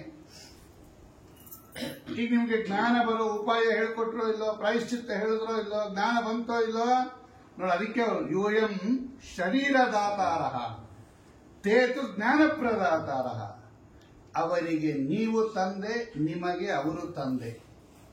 ಅರ್ಥಾತ್ ಅವರು ನಿಮಗೆ ಪಿತೃಗಳು, ಅವರಿಗೆ ನೀವು ಪಿತೃಗಳು. ಇನ್ನು ಮೇಲೆ ನೀವು ದೇವತೆಗಳು ಅಂತನೂ ಆಗ್ಲಿ, ಪಿತೃಗಳು ಅಂತನೂ ಪ್ರಸಿದ್ಧರಾಗ್ಲಿ ಅಂದ್ಬಿಟ್ರು ಬ್ರಹ್ಮದೇವರು. ಅವತ್ತಿದ್ದ ದೇವತೆಗಳಿಗೆಲ್ಲ ಪಿತೃಗಳು ಅಂತನೂ ಹೆಸರು ಬಂದ್ಬಿಡ್ತು. ಆ ಮಕ್ಕಳಿಗೂ ಹೆಸರು ಬಂದ್ಬಿಡ್ತು, ಇವ್ರಿಗೂ ಹೆಸರು ಬಂದ್ಬಿಡ್ತು. ಶರೀರ ಕೊಟ್ಟಿದ್ದರಿಂದ ನೀವು ಪಿತೃಗಳು, ಜ್ಞಾನ ಕೊಟ್ಟಿದ್ದರಿಂದ ಅವರು ಪಿತೃಗಳು. ಇನ್ಮೇಲೆ ಅವರು ಪಿತೃಗಳು ಅಂತಾನೆ ಪ್ರಸಿದ್ಧರಾಗಿ, ನೀವು ಪಿತೃಗಳು ಅಂತ ಪ್ರಸಿದ್ಧರಾಗಿ, ನೀವು ಪಿತೃಗಳು ಹೌದು, ದೇವತೆಗಳು ಹೌದು, ಆದ್ದರಿಂದ ನೀವೆಲ್ಲ ಪಿತೃದೇವತೆಗಳು ಅಂದ್ಬಿಟ್ರು ಅವರು. ನೋಡಪ್ಪ, ಅವತ್ತಿಂದ ಬಂತಿ ಪಿತೃದೇವತೆಗಳು ಈ ಗುಂಪಿದು. ಅಲ್ಲಿಗೆ ಬ್ರಹ್ಮದೇವರ ಮಕ್ಕಳಾದ ದೇವತೆಗಳೆಲ್ಲ ಪಿತೃಗಳು, ದೇವತೆಗಳು. ಅವರ ಮಕ್ಕಳು ಅಷ್ಟೇ ಪಿತೃಗಳು, ದೇವತೆಗಳು. ಜ್ಞಾನ ಕೊಟ್ಟಿದ್ದರಿಂದ ಅವರು ಪಿತೃಗಳು, ಶರೀರ ಕೊಟ್ಟಿದ್ದರಿಂದ ಇವರು ಪಿತೃಗಳು. ನೋಡಿ, ಇವನ್ನೆಲ್ಲ ಪಿತೃಗಳು ಅಂತ ಕರೀತಾರೆ. ಆಮೇಲೆ ಹೇಳ್ತಾರೆ ಅವರು, ಯಾರು ವಿಶೇಷವಾಗಿ ಉತ್ಕೃಷ್ಟವಾಗಿರ್ತಕ್ಕಂಥ ಯಸ್ತಾವ್ಯ ಜಾನ ಸ ಪಿತಃ ಪಿತಾಸೀತ್. ನೋಡಿ, ಯಸ್ತಾವ್ಯ ಜಾನ ಸ ಪಿತು ಪಿತಾಸೀತ್. ಯಾರು ಜ್ಞಾನವನ್ನು ಕೊಡ್ತಾರೋ ಅವರು ಮಕ್ಕಳು ಆದರೂ ಕೂಡ ಅವರು ತಂದೆಗಳು ಅಂತ ಉದಾಹರಣೆ ಮಾಡ್ತಾರೆ ಅವರು, ಮಂತ್ರಾರ್ಥವನ್ನ ಹೇಳಿ. ಆದ್ದರಿಂದ ಇವತ್ತೆಲ್ಲ ನೀವು ಅಲ್ಲಿಗೆ ಎಲ್ಲರೂ ಕೂಡ ಒಪ್ಕೊಂಡ್ಬಿಟ್ರು ಅವರು. ನಾವಿಬ್ರು ಪರಸ್ಪರ ಮಕ್ಕಳು ಹೌದು, ಪರಸ್ಪರ ಪಿತೃಗಳು ಹೌದು ಅಂತ ಹೇಳಿ ಅವತ್ತಿಂದ ಈ ಪಿತೃದೇವತೆಗಳು ಅಂತ ಬಂದ್ಯಾರಪ್ಪ. ಗೊತ್ತಾಯ್ತಲ್ಲ? ಈ ಪಿತೃದೇವತೆಗಳನ್ನ ಶ್ರಾದ್ದ ಕಾಲದಲ್ಲಿ ಪೂಜೆ ಮಾಡಬೇಕು. ಇದನ್ನ ಈ ಪಿತೃದೇವತೆಗಳನ್ನ ಮಾಡುವ ಪೂಜೆಗೆ ಶ್ರಾದ್ದ ಅಂತ ಕರೀತಾರೆ ಅಷ್ಟೇ. ಆದರೆ ಟರ್ಮ್ ಅದು. ಶ್ರಾದ್ದ ಅನ್ನೋದೇನು ಪವಿತ್ರ ಅನ್ಕೊಂಡ್ಬಿಡ್ಬೇಡ್ರಿ. ಪಿತೃಗಳನ್ನ ಉದ್ದೇಶ ಮಾಡಿ ಮಾಡುವ ಪೂಜಾ ಅಂತ ಅರ್ಥ. ಶ್ರಾದ್ದ ಅಂದ್ರೆ ಇವ್ರನ್ನ ಎಲ್ಲರೂ ಪೂಜೆ ಮಾಡ್ತಾನೆ. ಆಗ್ಲೇ ಹೇಳ್ದಂಗೆ ದೇವತೆಗಳು, ದಾನವರು, ಯಕ್ಷರು, ರಕ್ಷರು, ಗಂಧರ್ವರು, ಕಿನ್ನರರು ಎಲ್ಲರೂ ಮಾಡ್ತಾರೆ. ಇವನ್ನೆಲ್ಲ ಪೂಜೆ ಮಾಡಿ ಇವ್ರಿಗೆಲ್ಲ ಸ್ವಾತಂತ್ರ್ಯ ಇಲ್ಲ, ಒಳಗಡೆ ಪರಮಾತ್ಮ ಇರ್ತಾನೆ. ಅದು ನಮ್ಮ ಸಿದ್ಧಾಂತ. ಅದು ಅದಕ್ಕೆ ಎಲ್ಲೆಲ್ಲ ಹೋಗುತ್ತಲ್ಲೋ ಮಧ್ವ ಅಲ್ವಾ ಜನಾರ್ದನ ಪದಿ ಅಂತ ಹೊರಟೋಗುತ್ತೆ. ಪಿತೃಂತ್ರ್ಯಾಮಿ ಭಾರತೀಯ ಋಣಕ್ಕೆ ಪ್ರಣಾಂತರ್ಗತ ಮಧ್ವಲ್ಲವ ಜನಾರ್ದನ ಪ್ರಿಯತಾಂ. ಅದು ಎಲ್ಲರಿಗೂ ಕಾಮನ್. ಅದು ಅಕಾಮ ಸರ್ವಕಾಮೋ ವಾ ಮೋಕ್ಷಕಾಮ ಉದಾರದೀಹಿ ತೀವ್ರೇಣ ಭಕ್ತಿ ಯೋಗೇನ ಯಜೇತ ಪುರುಷಂ ಪರಂ. ಭಗವಂತ ಒಬ್ಬನೇ ಎಲ್ಲ ಪೂಜೆಗಳಿಗೆ ಎಲ್ಲ ರೀತಿಯಲ್ಲಿ ಅರ್ಹನಾದವನು, ನಮಸ್ಕಾರಕ್ಕೆ ಅರ್ಹನಾದವನು, ಪೂಜೆಗೆ ಅರ್ಹನಾದವನು, ಧ್ಯಾನಕ್ಕೆ ಅರ್ಹನಾದವನು ಭಗವಂತ ಒಬ್ಬನೇ. ಇವರೆಲ್ಲರೂ ಅಧಿಷ್ಠಾನ ಮಾತ್ರ. ಈ ಅಧಿಷ್ಠಾನದಲ್ಲಿ ಭಗವಂತನ ಪೂಜೆ, ಈ ಅಧಿಷ್ಠಾನದಲ್ಲಿ ಭಗವಂತನ ಪೂಜೆ, ಈ ಅಧಿಷ್ಠಾನದಲ್ಲಿ ಭಗವಂತನ ಪೂಜೆ. ಹಾಗೆ ಬ್ರಾಹ್ಮಣರ ಅಧಿಷ್ಠಾನದಲ್ಲಿ ಭಗವಂತನ ಪೂಜೆ. ಅದು ಶ್ರಾದ್ದ. ಏಕಾದಶ ಸ್ಕಂದದಲ್ಲಿ ಹೇಳ್ತಾರೆ. ಗೋವು ಅಧಿಷ್ಠಾನದಲ್ಲಿ, ಅಗ್ನಿ ಅಧಿಷ್ಠಾನದಲ್ಲಿ, ಬ್ರಾಹ್ಮಣರ ಅಧಿಷ್ಠಾನದಲ್ಲಿ, ಸೂರ್ಯನ ಅಧಿಷ್ಠಾನದಲ್ಲಿ, ನೀರಿನಲ್ಲಿ, ಹೃದಯದಲ್ಲಿ, ಕಡೆಗೆ ಎಲ್ಲಾ ಜೀವರಾಶಿಗಳ ಅಧಿಷ್ಠಾನದಲ್ಲೂ ಭಗವಂತ ಪೂಜೆ ಮಾಡ್ಬೇಕಂತ್ರಿ. ಆ ಮಾಡೋ ವಿಧಿವಿಧಾನಗಳು ಬೇರೆ ಅಷ್ಟೆ. ಅದನ್ನ ಹೇಳ್ತಾರೆ ಏಕಾದಶ ಸ್ಕಂದದಲ್ಲಿ 11 ಅಧಿಷ್ಠಾನ ಇದೆ. ಅಷ್ಟು ಅಧಿಷ್ಠಾನದಲ್ಲೂ ಪೂಜೆ ಮಾಡ್ಬೇಕು ನಾವು ಭಗವಂತನನ್ನು. ಸೂರ್ಯ, ಅಗ್ನಿ, ಗೋವು, ಬ್ರಾಹ್ಮಣ, ಅತಿಥಿ, ನೀರು, ವಾಯುದೇವರು, ಆಮೇಲೆ ಸಕಲ ಜೀವರಾಶಿಗಳು, ಇವರೆಲ್ಲ ಭಗವಂತನ ಆರಾಧನೆಗೆ ಅಧಿಷ್ಠಾನ. ಅಷ್ಟು ಅಧಿಷ್ಠಾನದಲ್ಲಿ ಭಗವಂತನ ಪೂಜೆ ಮಾಡಬೇಕು. ಅದಕ್ಕೆ ಗೋಗ್ರಾಸ ಕೊಡ್ರಿ ಅಂತ ಹೇಳೋದು. ಅದೊಂದು ಅಧಿಷ್ಠಾನ. ಗೋವು ಪ್ರತಿನಿತ್ಯ ಒಂದು ಹಿಡಿ ಏನಾದರೂ ಪದಾರ್ಥವನ್ನ ಗವಾಂತರ್ಯಾಮಿ ಭಗವಂತನಿಗೆ ಕೊಡಬೇಕು. ಆಮೇಲೆ ಸೂರ್ಯಾಂತರ್ಗತ ಭಗವಂತನ ಪೂಜೆ, ಅಗ್ನ್ಯಂತರ್ಗತ ವೈಶ್ವದೇವ, ಇದೇ ಗಾಯತ್ರಿ ಮಂತ್ರ. ಸೂರ್ಯಾಂತರ್ಗತ ಭಗವಂತನ ಪೂಜೆನೇ ಗಾಯತ್ರಿ ಮಂತ್ರ. ಆಮೇಲೆ ಅಗ್ನ್ಯಂತರ್ಗತ ಪೂಜೆನೇ ವೈಶ್ವದೇವ. ಬ್ರಾಹ್ಮಣರ ಭೋಜನ ಮಾಡಿದರೆ ಬ್ರಾಹ್ಮಣಾಂತರ್ಗತ ಭಗವಂತನ ಪೂಜಾ. ಗೋಗ್ರಾಸ ಕೊಡೋದು ಹಸುವಿನ ಒಳಗಡೆ ಇರ್ತಕ್ಕಂಥ ಭಗವಂತನ ಪೂಜಾ. ನಮ್ಮ ಮನೆಗೆ ಅತಿಥಿಗಳು ಬರ್ತಾರಲ್ಲ, ಅವರು ಅತಿಥಿಗಳ ಅಂತರ್ಯಾಮಿ ಭಗವಂತನ ಪೂಜಾ. ಇದಕ್ಕಿದಂತೆ ಬಂದ್ಬಿಡ್ತಾರೆ ಅವರು, ನೀವೇನ್ ಹೇಳಿ ಕಳಿಸಲಿಲ್ಲ. ಅವರ ಒಳಗಡೆ ಪೂಜೆ ಭಗವಂತನದು, ಅದೊಂದು ಅಧಿಷ್ಠಾನ. ವಾಯುದೇವರು, ವಾಯೋ ಮುಖ್ಯದಿಯ ಜೀವೋತ್ತಮ ಅಂತ ಹೇಳಿ ಆ ವಾಯುದೇವರ ಅಧಿಷ್ಠಾನದಲ್ಲಿ ಒಂದು ಭಗವಂತನ ಪೂಜಾ. ಆಮೇಲೆ ಸಕಲ ಜೀವರಾಶಿಗಳ ಒಳಗೆ ಭಗವಂತ ಇರ್ತಾನೆ ಅಂತ ನಮಸ್ಕಾರಾದಿಗಳು, ಚಿಂತನೆಗಳು. ಹೀಗೆ ಇಷ್ಟ ಅಧಿಷ್ಠಾನದಲ್ಲಿ ಭಗವಂತನ ಪೂಜೆ ಮಾಡಬೇಕು ಅಂತ ಭಾಗವತ ಏಕಾದಶ ಸ್ಕಂದ ಹೇಳುತ್ತೆ. ಹಂಗೆ ಪಿತೃಗಳ ಅಧಿಷ್ಠಾನದಲ್ಲಿ ಮಾಡುವ ಭಗವಂತನ ಪೂಜೆಗೆ ಶ್ರಾದ್ದ ಅಂತ ಕರೀತಾರೆ ಅಂತ ಹೇಳಿ, ಎಷ್ಟು ಗುಂಪಿದೆ ಇದು ಅಂತ ಕೇಳ್ತಾರೆ ಮಾರ್ಕಂಡೇಯ. ಈಗೆಲ್ಲ ಪಿತೃದೇವತೆಗಳೆಲ್ಲ ಗೊತ್ತಾಯ್ತು ನಮಗೆ. ಇವರೆಲ್ಲ ಒಂದೇ ಗುಂಪಿಗೆ ಸೇರಿದಾರ, ಎಷ್ಟು ಗುಂಪಿದೆ, ಏನೇನು ಅವರ ವಿಶೇಷಗಳು ಅಂತ ಕೇಳಿದಾಗ ಆಗ ಅವ್ರು ಹೇಳ್ತಾರೆ, ಸಪ್ತೈತೆ ಜತಾಂ ಶ್ರೇಷ್ಠ ಸ್ವರ್ಗೇ ಪಿತೃಗಣ ಸ್ಮೃತಃ ಚತ್ವಾರೋ ಮೂರ್ತಿಮಂತಶ್ಚ ತ್ರಯಸ್ತೇಷಾಂ ಅಮೂರ್ತಯ. ನೋಡಪ್ಪ, ಒಟ್ಟು ಬೇಕಾದಷ್ಟಿದೆ ಪಿತೃಗಣಗಳು ಅಂತ. ಗಣ ಅಂದ್ರೆ ಗುಂಪು, ಪಿತೃಗಣಗಳೇ ಗುಂಪು ಬೇರೆ ಬೇರೆ ಇದೆ. ಅದರಲ್ಲಿ 7 ಮುಖ್ಯವಾಗಿರ್ತಕ್ಕಂತಹ ಪಿತೃಗಣಗಳು. ಅದರಲ್ಲಿ ಚತ್ವಾರೋ ಮೂರ್ತಿಮಂತಶ್ಚ, ಮೂರ್ತ ಪಿತೃಗಳು, ಅಮೂರ್ತ ಪಿತೃಗಳು ಅಂತ 2 ಗುಂಪು. 4 ಜನ ಮೂರ್ತ ಪಿತೃಗಳು, 3 ಅಮೂರ್ತ ಪಿತೃಗಳು.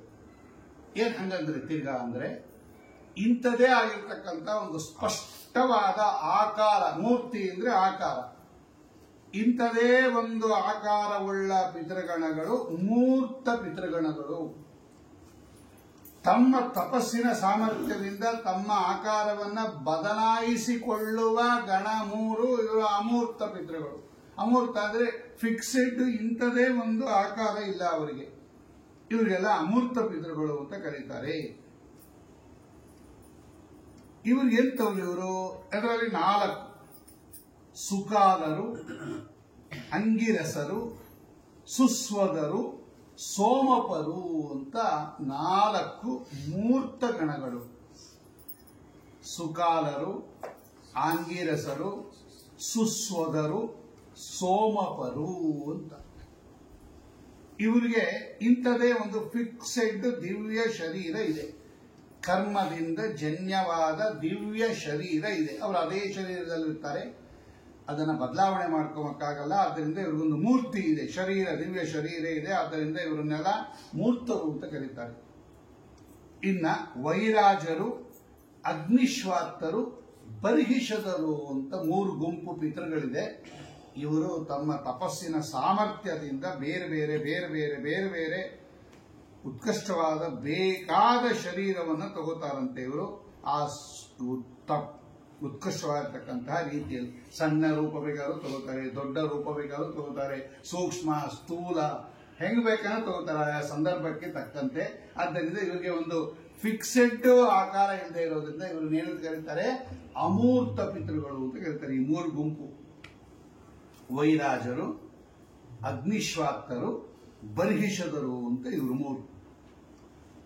ಇವರಲ್ಲಿ ಮೂರ್ತ ಅಮೂರ್ತ ಪಿತೃಗಳ ಪೈಕಿ ಅಮೂರ್ತ ಪಿತೃಗಳು ಸ್ವಲ್ಪ ಶ್ರೇಷ್ಠ ಇವರು. ಯಾಕಂದ್ರೆ ತಮಗೆ ಬೇಕಾದ ದಿವ್ಯ ರೂಪವನ್ನು ಸ್ವೀಕಾರ ಮಾಡುತ್ತಾರೆ. ಇದರಲ್ಲಿ ಮೊದಲನೆಯವರು ವೈರಾಜರು ಅಂತ. ಇವರೆಲ್ಲ ಬ್ರಹ್ಮದೇವರ ಮಕ್ಕಳು. ವಿರಾಜ ಅಂತ ಬ್ರಹ್ಮದೇವರಿಗೆ ಹೆಸರು, ಅವರ ಮಕ್ಕಳಾದ್ದರಿಂದ ಇವರಿಗೆಲ್ಲ ವೈರಾಜರು ಅಂತ ಕರೀತಾರೆ. ಸತ್ಯಲೋಕದಲ್ಲಿ ಇರ್ತಾರೆ ಇವರೆಲ್ಲ. ಇವರನ್ನ ದೇವತೆಗಳು ಆರಾಧನೆ ಮಾಡ್ತಾರಂತೆ ನೋಡಿ. ದೇವತೆಗಳು ಕೂಡ ಪಿತೃಗಳನ್ನ ಆರಾಧನೆ ಮಾಡಬೇಕು. ಅವರು ಈ ವೈರಾಜರು ಅನ್ನತಕ್ಕಂಥ ಪಿತೃಗಳನ್ನ ಆರಾಧನೆ ಮಾಡುತ್ತಾರೆ. ಸದಾಚಾರ ಸಂಪನ್ನರು, ಜ್ಞಾನಿಗಳು. ಆದರೂ ಕೂಡ ಇನ್ನೂ ಸ್ವಲ್ಪ ವೈರಾಗ್ಯ ಕಡಿಮೆ ಇರೋದ್ರಿಂದ ಇವರು ಇನ್ನ ಮೋಕ್ಷವನ್ನ ಹೊಂದದೆ ಇನ್ನ ಇದ್ದಾರೆ. ಮುಂದೆ ಇವರೆಲ್ಲ ಮೋಕ್ಷಕ್ಕೆ ಹೋಗ್ತಾರೆ. ಈ ವೈರಾಜರು ಅನ್ನತಕ್ಕಂಥವರ ಮಾನಸ ಪುತ್ರಿ ಮೇನಾದೇವಿ ಅಂತ. ಮಾನಸ ಪುತ್ರ ಅಂದ್ರೆ ಮನಸ್ಸಿನಿಂದ ಉತ್ಪನ್ನಳಾದ ಹೆಣ್ಣು ಮಗಳು ಮೇನಾದೇವಿ.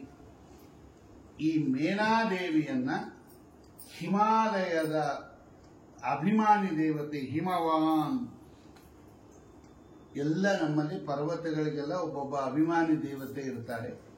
ಆ ಹಿಮಾಲಯ ಪರ್ವತಾಭಿಮಾನಿ ದೇವತೆ ಏನಿದ್ದಾನೆ ಹಿಮವಾನ್ ಅಂತ ಕರೀತಾರೆ ಅವನಿಗೆ. ಅವಳು ಕೊಟ್ಟು ಲಗ್ನ ಮಾಡಿದ್ದಾಳೆ. ಹಿಮಾಲಯ ಮೇನಾದೇವಿ ಆ ಹಿಮಾಲಯ ಪರ್ವತದ ಅಭಿಮಾನಿ ದೇವತೆಯ ಹೆಂಡತಿ. ಪರ್ವತದ ಹೆಂಡತಿ ಅಲ್ಲ, ಪರ್ವತಾಭಿಮಾನಿ ದೇವತೆಯ ಹೆಂಡತಿ. ಪರ್ವತರಾಜ ಹಿಮವಾನ್. ಈ ಹಿಮಾಲಯದ ಹೆಂಡತಿಯಾಗಿರ್ತಕ್ಕಂತಹ ಈ ಉತ್ಕೃಷ್ಟವಾಗಿರ್ತಕ್ಕಂತಹ ಈ ಮೇನಾದೇವಿಗೆ ಒಬ್ಬ ಗಂಡ ಮಗ, ಅವನೇ ಮೈನಾಕ. ಮೈನಾಕ ಪರ್ವತ ಇದೆಯಲ್ಲ, ಆ ಪರ್ವತಕ್ಕೆ ಅಭಿಮಾನಿ ದೇವತೆ ಅವನು ಮೈನಾಕ. 3 ಜನ ಹೆಣ್ಣು ಮಕ್ಕಳು ಮೇನಾದೇವಿಗೆ. ಅದರಲ್ಲಿ ಏಕಪರ್ಣ, ಏಕಪಾಟಲ, ಅಪರ್ಣ ಅಂತ 3 ಜನ. ಅದರಲ್ಲಿ ಪಾಟಲ ಅಂತ ಒಂದು ಪುಷ್ಪ. 3 ಜನ ಹೆಣ್ಣು ಮಕ್ಕಳು, ಮಹಾಜ್ಞಾನಿಗಳೆಲ್ಲ ಮೇನಾದೇವಿಯ ಮಕ್ಕಳು. ಗೊತ್ತಾಯ್ತಾ? ವೈರಾಜ ಎಂಬುವ ಅಮೂರ್ತ ಗಣದ ಪಿತೃಗಳ ಮಾನಸ ಪುತ್ರಿಯಾದ ಮೇನಾದೇವಿಯಲ್ಲಿ ಹುಟ್ಟಿರ್ತಕ್ಕಂಥವ್ರು ಇವರೆಲ್ಲ. ಏಕಪರ್ಣ, ಏಕಪಾಟಲ, ಅಪರ್ಣ ಅಂತ 3 ಜನ.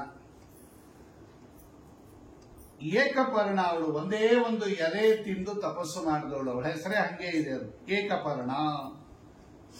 ಒಂದೇ ಒಂದು ಎಲೆ ತಿನ್ನೋದವಳು, ದಿನಕ್ಕೆ ಒಂದೇ ಒಂದು ಎಲೆಯನ್ನು ತಿಂದು ಘೋರ ತಪಸ್ಸನ್ನ ಮಾಡಿ ಅಸೀತ ಅನ್ನತಕ್ಕಂತಹ ಋಷಿಗಳನ್ನ ಲಗ್ನ ಮಾಡಿಕೊಂಡಿರತಕ್ಕಂತಹ ಮಹಾನುಭಾವಗಳು ಇವಳು ಏಕಪರ್ಣ. ಏಕಪಾಟಲ, ಪಾಟಲ ಅನ್ನೋದು ಒಂದು ಹೂವ, ಪಾಟಲ ಪುಷ್ಪ ಅಂತ ಕರೀತಾರೆ.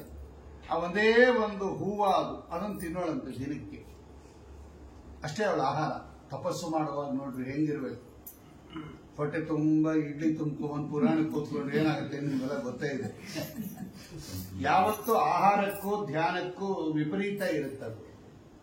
ಸ್ವಲ್ಪ ತಿಳ್ಕೋಬೇಕು. ನಮಗೆ ಹೇಳಿರೋದು ಶಾಸ್ತ್ರದಲ್ಲಿ ಊಟ ಆದ ತಕ್ಷಣ ಪುರಾಣ ಇದೆ ಅಂದ್ರೆ ಹೆಂಗೋ ಬಂದಿರ್ತೀರಪ್ಪ ನರಾರಿ ಬೈಕೋತಾರೆ ಅಂತ ಬಂದಿರ್ತಾರೆ. ಕೂತ್ಕೊಳ್ಳೋವಾಗಲೇ ಮೂಲೆ ಹುಡ್ಕೊಂಡು ಕೂತ್ಕೋತಾರೆ. ಶ್ರೀ ಗುರುಭ್ಯೋ ನಮಃ ಅಂತ ಇವ್ರಿಗೂ ಶುರು ಆಗುತ್ತೆ. ಕೃಷ್ಣಾರ್ಪಣಮಸ್ತು ಅಂತ ಯಾರು ಎಬ್ಬಿಸ್ಬೇಕು ನೋಡಿ. ಊಟ ಜಾಸ್ತಿ ಆದ್ರೆ ಜ್ಞಾನ ಕಾರ್ಯ ಆಗಲ್ಲ. ನಾನು ಯಾರನ್ನೂ ಹಾಸ್ಯ ಮಾಡ್ತಾ ಇಲ್ಲ. ಎಲ್ಲಿ ನಾವು ಎಡುತ್ತಾ ಇದ್ದೀವಿ ನೋಡ್ರಿ. ಅತಿ ಆಹಾರ ಧ್ಯಾನಕ್ಕೆ ಅಡ್ಡಿ ಮಾಡುತ್ತೆ. 6ನೇ ಅಧ್ಯಾಯ ತೆಗೆದು ನೋಡ್ರಿ ಭಗವದ್ಗೀತೆ. ಅತಿ ಅಶ್ನ ಅಂತ ಬರೀತಾನೆ ಭಗವಂತ. ಕೃಷ್ಣ ಹೇಳ್ತಾನೆ ನಾತಿ ಅಶ್ನಾತಿ. ಅರ್ಜುನ, ಧ್ಯಾನ ಮಾಡೋನು ಜಾಸ್ತಿ ಆಹಾರ ತಗೋಬಾರದು. ಜಾಸ್ತಿ ಆಹಾರ ಧ್ಯಾನಕ್ಕೆ ಅಡ್ಡಿ ಆಗತ್ತೆ. ಏಕಪಾಟಲ, ಒಂದೇ ಒಂದು ಪಾಟಲ ಪುಷ್ಪ ತಿನ್ನೋಳಂತೆ ಅವರು, ತಪಸ್ಸು ಮಾಡೋಣಂತ. ಅದಕ್ಕೆ ಅವ್ರಿಗೆ ಏಕಪಾಟಲ ಅಂತ ಹೆಸರು. ಅಪಾರವಾಗಿರ್ತಕ್ಕಂತಹ ತಪಸ್ಸನ್ನ ಮಾಡಿ ಜೈಗೀಶವ್ಯ ಅಂತ ರುದ್ರದೇವರ ಅವತಾರ. ಅವಳ ಪತ್ನಿಯವಳು ನೋಡಿ, ಎಂತ ಗಂಡ ಸಿಕ್ಕಿದಾನ ಅವನಿಗೆ. ರುದ್ರದೇವರ ಅವತಾರ ಅವನು ಜೈಗೀಶವ್ಯರು. ಅಂತಹ ಮಹಾನುಭಾವರ ಕೈ ಹಿಡಿದವಳು ಅವಳು ಏಕಪಾಟಲ. ಒಳ್ಳೆ ಉತ್ಕೃಷ್ಟವಾಗಿರ್ತಕ್ಕಂಥ ಹೆಣ್ಣುಗಳು. ಇವರು ಅಸಿತ ಅನ್ನೋರು ಒಬ್ಬರು ಋಷಿಗಳವರು, ಮಹರ್ಷಿಗಳವರು. ಶ್ರೇಷ್ಠವಾಗಿರ್ತಕ್ಕಂತಹ ದೇವಲ ಋಷಿಗಳ ಮಕ್ಕಳು. ದೇವಲಸಿತ ಋಷಿ, ದೇವಲೋ ಋಷಿ ಅಂತಿದೆ ಪವಮಾನ ಸೂಕ್ತದಲ್ಲಿ ಬರುತ್ತೆ ನೋಡಿ. ಆ ಅಸಿತ ಅಂತ ಒಬ್ಬ ಋಷಿ, ಅವರನ್ನ ಇವಳು ಲಗ್ನ ಮಾಡಿಕೊಂಡ್ಳು. ಏಕಪರ್ಣ, ಏಕಪಾಟಲ ಜೈಗೀಶವ್ಯರನ್ನ ಲಗ್ನ ಮಾಡಿಕೊಂಡ್ಳು. 3ನೇಯವಳೆ ಅಪರ್ಣ. ಇವಳು ಒಂದು ಎಲೆನೂ ತಿನ್ನಲಿಲ್ಲ. ಇವಳು ನೋಡು, ಅಪರ್ಣ ಅಂದ್ರೇನು ಎಲೆ ತಿಂದೇ ಇರೋಳು. ಹಂಗಂತ ಹಣ್ಣು ತಿನ್ಲ ಅಂತ ಕೇಳಬಾರ್ದು. ನಾವು ಎಲ್ಲ ಶಬ್ದಕ್ಕೂ ಬೇರೆ ಬೇರೆ ಅರ್ಥ ಮಾಡ್ಬಿಡ್ತೀವಿ. ಹಂಗಲ್ಲ, ಅವಳು ಒಂದೇ ಎಲೆ ತಿನ್ಲು ಅಂದ್ರೆ ಇವಳು ಅದೂ ತಿನ್ಲಿಲ್ಲ ಅಂದ್ರೆ ಅವಳಿಗಿಂತ ಉತ್ತಮ ಅಂತ ಅರ್ಥ ನಮ್ಮಲ್ಲಿ. ಅದಕ್ಕೆ ಪುರಾಣ ಅರ್ಥ ಮಾಡ್ಕೊಂಡು ಹೇಳ್ಬೇಕು. ಏಕಪರ್ಣ ಅಂದ್ರೆ ಬೇರೆ ಏನೂ ತಿಂತಾ ಇರಲಿಲ್ಲ, ಒಂದ್ ಎಲೆ. ಇವಳು ಅಪರ್ಣ ಅಂದ್ರೆ ಆ ಒಂದ್ ಎಲೆನೂ ತಿಂತಾ ಇರಲಿಲ್ಲ ಅಂತ ಅರ್ಥವೇ ಹೊರತು ಬೇರೆ ಎಲ್ಲ ತಿಂತಾ ಇದ್ಲು ಅಂತ ಅರ್ಥ ಮಾಡಬಾರ್ದು. ಹಂಗಲ್ಲ ಶಾಸ್ತ್ರಕ್ಕೆ ಅರ್ಥ ಮಾಡೋದು. ಅದಕ್ಕೆ ಶಾಸ್ತ್ರ ಓದಿರ್ಬೇಕು ಅಂತ ಹೇಳೋದು. ಒಂದು ಎಲೆ ಕೂಡ ತಿಂದಿಲ್ವಂತ ಇವಳು. ತುಂಬಾ ಚಿಕ್ಕವಳು ಇವಳು, ಕಡೆಯವಳು ಇವಳು. ಇವಳು ತಪಸ್ಸು ಮಾಡ್ತೀನಿ ಅಂತ ಹೋದಾಗ ಇವರ ಅಮ್ಮಗೆ ತಡೆಯಕ್ಕಾಗಲಿಲ್ವಂತೆ. ಇಷ್ಟು ಚಿಕ್ಕ ವಯಸ್ಸಿನ ಹೆಣ್ಣು ಮಗಳು ಒಂದು ಎಲೆನೂ ತಿನ್ನದೆ, ಇವರ ಅಕ್ಕಂದ್ರೇನ ಒಂದು ಹೂವ ತಿಂದು, ಒಂದು ಪಾಟಲ ಪುಷ್ಪ ತಿಂದು, ಒಂದು ಎಲೆ ತಿಂದು, ಇವಳು ಅದೂ ಬಿಟ್ಬಿಟ್ಲು. ಇಷ್ಟು ಚಿಕ್ಕ ವಯಸ್ಸಿನಲ್ಲಿ ಇಂಥ ತಪಸ್ಸು ಮಾಡಕ್ ಹೋದಾಗ ಅವರ ತಾಯಿ ಕರಳು ಚುರುಕ್ ಅಂದ್ಬಿಟ್ಟಂತೆ. ಅವಳು ಸಂಬೋಧನೆ ಮಾಡದಂತೆ ಊ ಮಾ ಅಂದಂತೆ. ಅವಳು ಸಂಸ್ಕೃತದಲ್ಲಿ ಊ ಅನ್ನೋದು ಸಂಬೋಧನ. ಎಲೆ ಮಗಳೇ, ಊ ಎಲೆ ಮಗಳೇ, ಮಾ ಇಂಥ ಘೋರ ತಪಸ್ಸನ್ನ ಮಾಡಬೇಡ ಅಂತ. ಅದಕ್ಕೆ ಅವಳಿಗೆ ಉಮಾ ಅಂತ ಹೆಸರು. ಪಾರ್ವತಿಗೆ ಉಮಾ ಅಂತ ಯಾಕೆ ಕರೀತಾರೆ ಗೊತ್ತಾ? ಊ ಎಲೆ ಮಗಳೇ, ಮಾ ಬೇಡ ಅಂತ ಸಂಸ್ಕೃತದಲ್ಲಿ ಮಾ. ಇಷ್ಟು ಚಿಕ್ಕ ವಯಸ್ಸಿನಲ್ಲಿ ಹಿಂಗೆ ಘೋರ ತಪಸ್ಸನ್ನ ಮಾಡಬೇಡ, ನಂಗೆ ನೋಡಕ್ಕಾಗಲ್ಲ ಅಂತ ಅವಳು ಬೇಡ ಅಂದ್ಲಂತೆ. ಅದಕ್ಕೆ ಅವಳಿಗೆ ಉಮಾ ಅಂತಾನೆ ಹೆಸರು ಬಂದ್ಬಿಟ್ಟು. ಆದ್ರೂ ಕೇಳಲಿಲ್ಲ ಅವಳು. ಘೋರ ತಪಸ್ಸನ್ನ ಮಾಡತಕ್ಕಂಥವಳಾಗಿ ಯಾರನ್ನ ಕೈ ಹಿಡಿದಿದ್ದವಳು? ರುದ್ರದೇವರ ಕೈಯನ್ನು ಹಿಡಿದಿರ್ತಕ್ಕಂತಹ ಸಾಧ್ವಿಮಣಿ ಉಮಾದೇವಿ. ಅವತ್ತು ಪಾರ್ವತಿ ಸತಿ ಎನ್ನುವ ಹೆಸರಿನಿಂದ ಉತ್ಕರ್ಷವಾಗಿರ್ತಕ್ಕಂತಹ ವಿಶೇಷ ಅನ್ನಪೂರ್ಣ ಅಂತ ಕರೆಸ್ಕೊಳ್ತಕ್ಕಂತಹ ವಿಶ್ವವಂತಳಾಗಿರ್ತಕ್ಕಂತಹ ಪಾರ್ವತೀ ದೇವಿ ಅವಳು.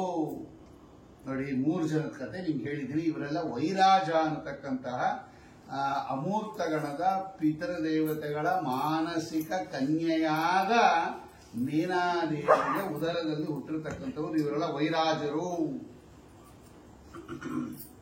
ಇನ್ನ 2ನೇಯವರು ಅಗ್ನಿಶ್ವಾತರು ಅಂತ. ಇವರೆಲ್ಲ ಸೋಮಯಾಗ ಮಾಡತಕ್ಕಂಥವ್ರು ಹೋಗತಕ್ಕಂತಹ ಒಂದು ಲೋಕ, ಮರೀಚಿ ಲೋಕ ಅಂತ ಅಲ್ಲಿರ್ತಾರೆ ಇವರೆಲ್ಲ. ಇವಳಿಗೆ ಅಚ್ಚೋದ ಅಂತ ಒಬ್ಬ ಮಾನಸ ಕನ್ಯೆ. ಇವಳ ಮಕ್ಕಳು ಈ ಅಗ್ನಿಶ್ವಾತರ ಮಗಳವಳು ಅಚ್ಚೋದ. ಇವತ್ತು ಕೂಡ ಅಚ್ಚೋದ ಅಂತಕ್ಕಂತಹ ಸರೋವರ, ಅದು ಹಿಮಾಲಯದಲ್ಲಿ ಇರತಕ್ಕಂತಹ ಒಂದು ಸರೋವರ, ಅದು ಅಚ್ಚೋದ ಅಂತ, ಅದನ್ನ ಉತ್ಪನ್ನ ಮಾಡಿರ್ತಕ್ಕಂತಹ ಮಹಾನುಭಾವರು ಇವರೆಲ್ಲ ಪ್ರಾತಸ್ಮರಣೀಯರು. ಇವರೆಲ್ಲ ಈ ಅಚ್ಚೋದ ಅಂತಕ್ಕಂಥವಳು ಏನ್ ಮಾಡಿದ್ರು ಅಂದ್ರೆ ಮಾನಸಕನ್ಯೆ, ಅಂದ್ರೆ ಮನಸ್ಸಿನಿಂದ ಉತ್ಪನ್ನಳಾದವರಿಗೆ ಮಾನಸಕನ್ಯೆ ಅಂತ ಕರೀತಾರೆ. ಇವಳಿಗೆ ತಮ್ಮ ತಂದೆಯನ್ನು ನೋಡಬೇಕು ಅಂತ ಆಸೆ ಆಯ್ತು. ಅಮೂರ್ತ ಗಣದವರವರು, ಅವರು ಇಂಥದೇ ರೂಪ ಅಂತ ಇರೋದಿಲ್ಲ. ಇವಳಿಗೆ ಆಸೆ ಆಯ್ತು, ನಮ್ಮ ತಂದೆಯನ್ನು ನೋಡಬೇಕು ಅಂತ. ಒಂದಿನ ಆಕಾಶ ಮಾರ್ಗದಲ್ಲಿ ಬರ್ತಾ ಇದ್ದವಳು ಅಚ್ಚೋದ. ಅವ್ರ ಎದುರಿಗೇನೆ ಇವ್ರ ತಂದೆ ಬಂದ್ರು. ಅವರು ವಿಮಾನದಲ್ಲಿ ಹೋಗ್ತಾ ಇದ್ದಾರೆ, ಇವಳು ಆಕಾಶ ಮಾರ್ಗದಲ್ಲಿ ಹೋಗ್ತಾ ಇದ್ದಾಳೆ. ಅವ್ರ ತಂದೆ ಎದುರಿಗೆ ಬಂದರು ಅವರು, ಈ ಅಗ್ನಿಶ್ವಾತ್ತರು.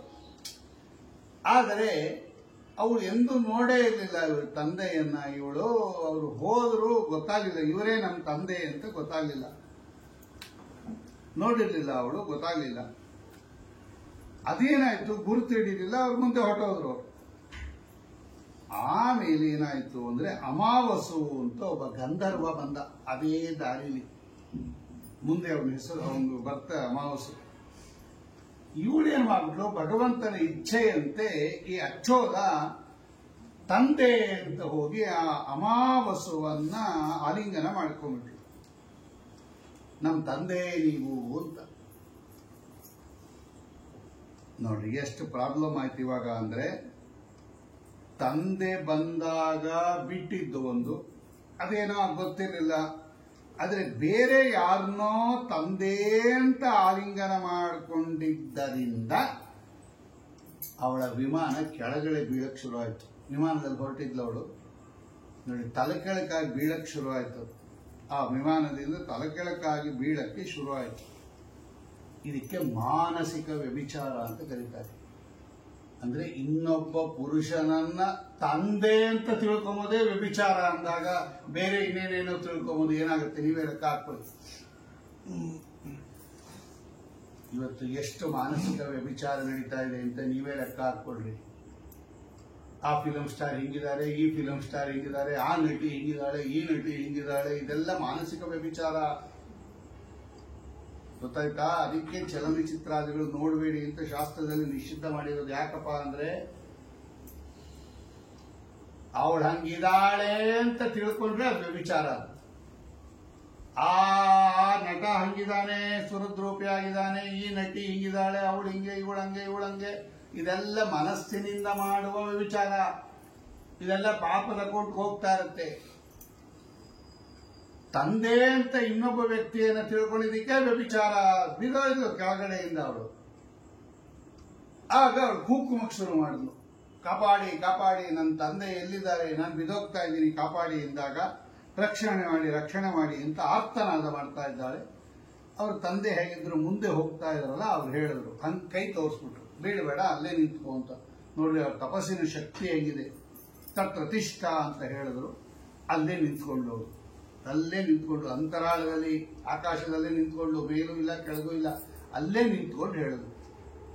ಏನ್ ಮಾಡೋದು, ನಾನು ನೋಡಿರ್ಲಿಲ್ಲ ನಿಮ್ಮನ್ನ, ನೀವು ನೋಡಿದ್ರು ನಿಮ್ಮನ್ನು ಮುಂದೋಟೋದ್ರಿಗೆ ಗುರುತಿಸ್ತಿಲ್ಲ, ಇವರನ್ನ ನಾನು ತಂದೆ ಅಂತ ತಿಳ್ಕೊಂಬಿಟ್ಟೆ, ದಯವಿಟ್ಟು ನನಗೆ ಅನುಗ್ರಹ ಮಾಡಿ ಎಂದಾಗ ಅವಳ ಮುಗ್ಧತೆ, ಅವಳ ವಿನಯ, ಅವಳ ಪಾಪ. ನೋಡ್ರಿ, ಯಾವತ್ತೂ ಕೂಡ ದೊಡ್ಡವರಲ್ಲಿ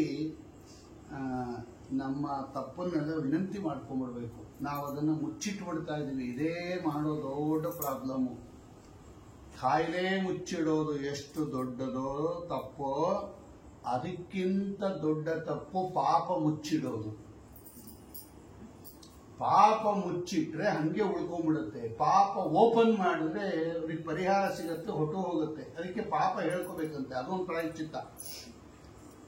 10 ಜನನ್ನ ಕರೆಸಿ ನಾನು ಇವತ್ತಿಂತ ಪಾಪ ಮಾಡಿದೆ ಅಂತ ಹೇಳೋದು ಒಂದು ಪ್ರಾಯಶ್ಚಿತ್ತ ಅಂತ ಹೊಟ್ಟೋಗುತ್ತಂತದ್ದು.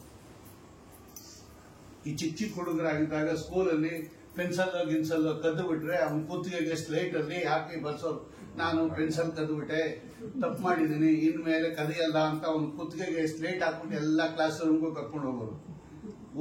ಸ್ಕೂಲ್ಗೆಲ್ಲ ಗೊತ್ತಾಗೋಗೋದು ಇವ್ನು ಪೆನ್ಸಿಲ್ ಕಳ್ಳ ಅಂತ. ನೋಡಿ, ಅದೊಂದು ಶಿಕ್ಷೆ. ಅವ್ರು ಅವಮಾನ ಮಾಡ್ತಾರೆ, ಮುಂದೆ ಇವರಿಗೆ ಕಳ್ಳತನ ಮಾಡೋ ಬುದ್ಧಿ ಬರದೇ ಇರಲಿ ಅಂತ ಅದರ ಅಭಿಪ್ರಾಯ. ಇಷ್ಟು ಜನದ ಮುಂದೆ ನಾನು ಮಾನ ತೆಗಿತಾರಪ್ಪ, ಒಂದು ಇಷ್ಟು ಪೆನ್ಸಿಲ್ಗೆ ಬೇಡ ಬೇಡ ಅಂತ ಬಿಟ್ಬಿಡೋನು. ಬಿದ್ದಿದ್ರು ತಗೋತಾ ಇರಲಿಲ್ಲ ಮುಂದೆ ಅವನು. ನೋಡಿ, ಇಂಥ ಶಿಕ್ಷೆ ಇತ್ತು. ಇವತ್ತು ಅವ್ರ ಅಮ್ಮನೇ ಹೇಳ್ಕೊಡ್ತಾರೆ, ಪಕ್ಕದೊಳಗೆ ತಗೊಂಬಂದ್ಬಿಡಿ ಇವತ್ತು ಅಮ್ಮನೂ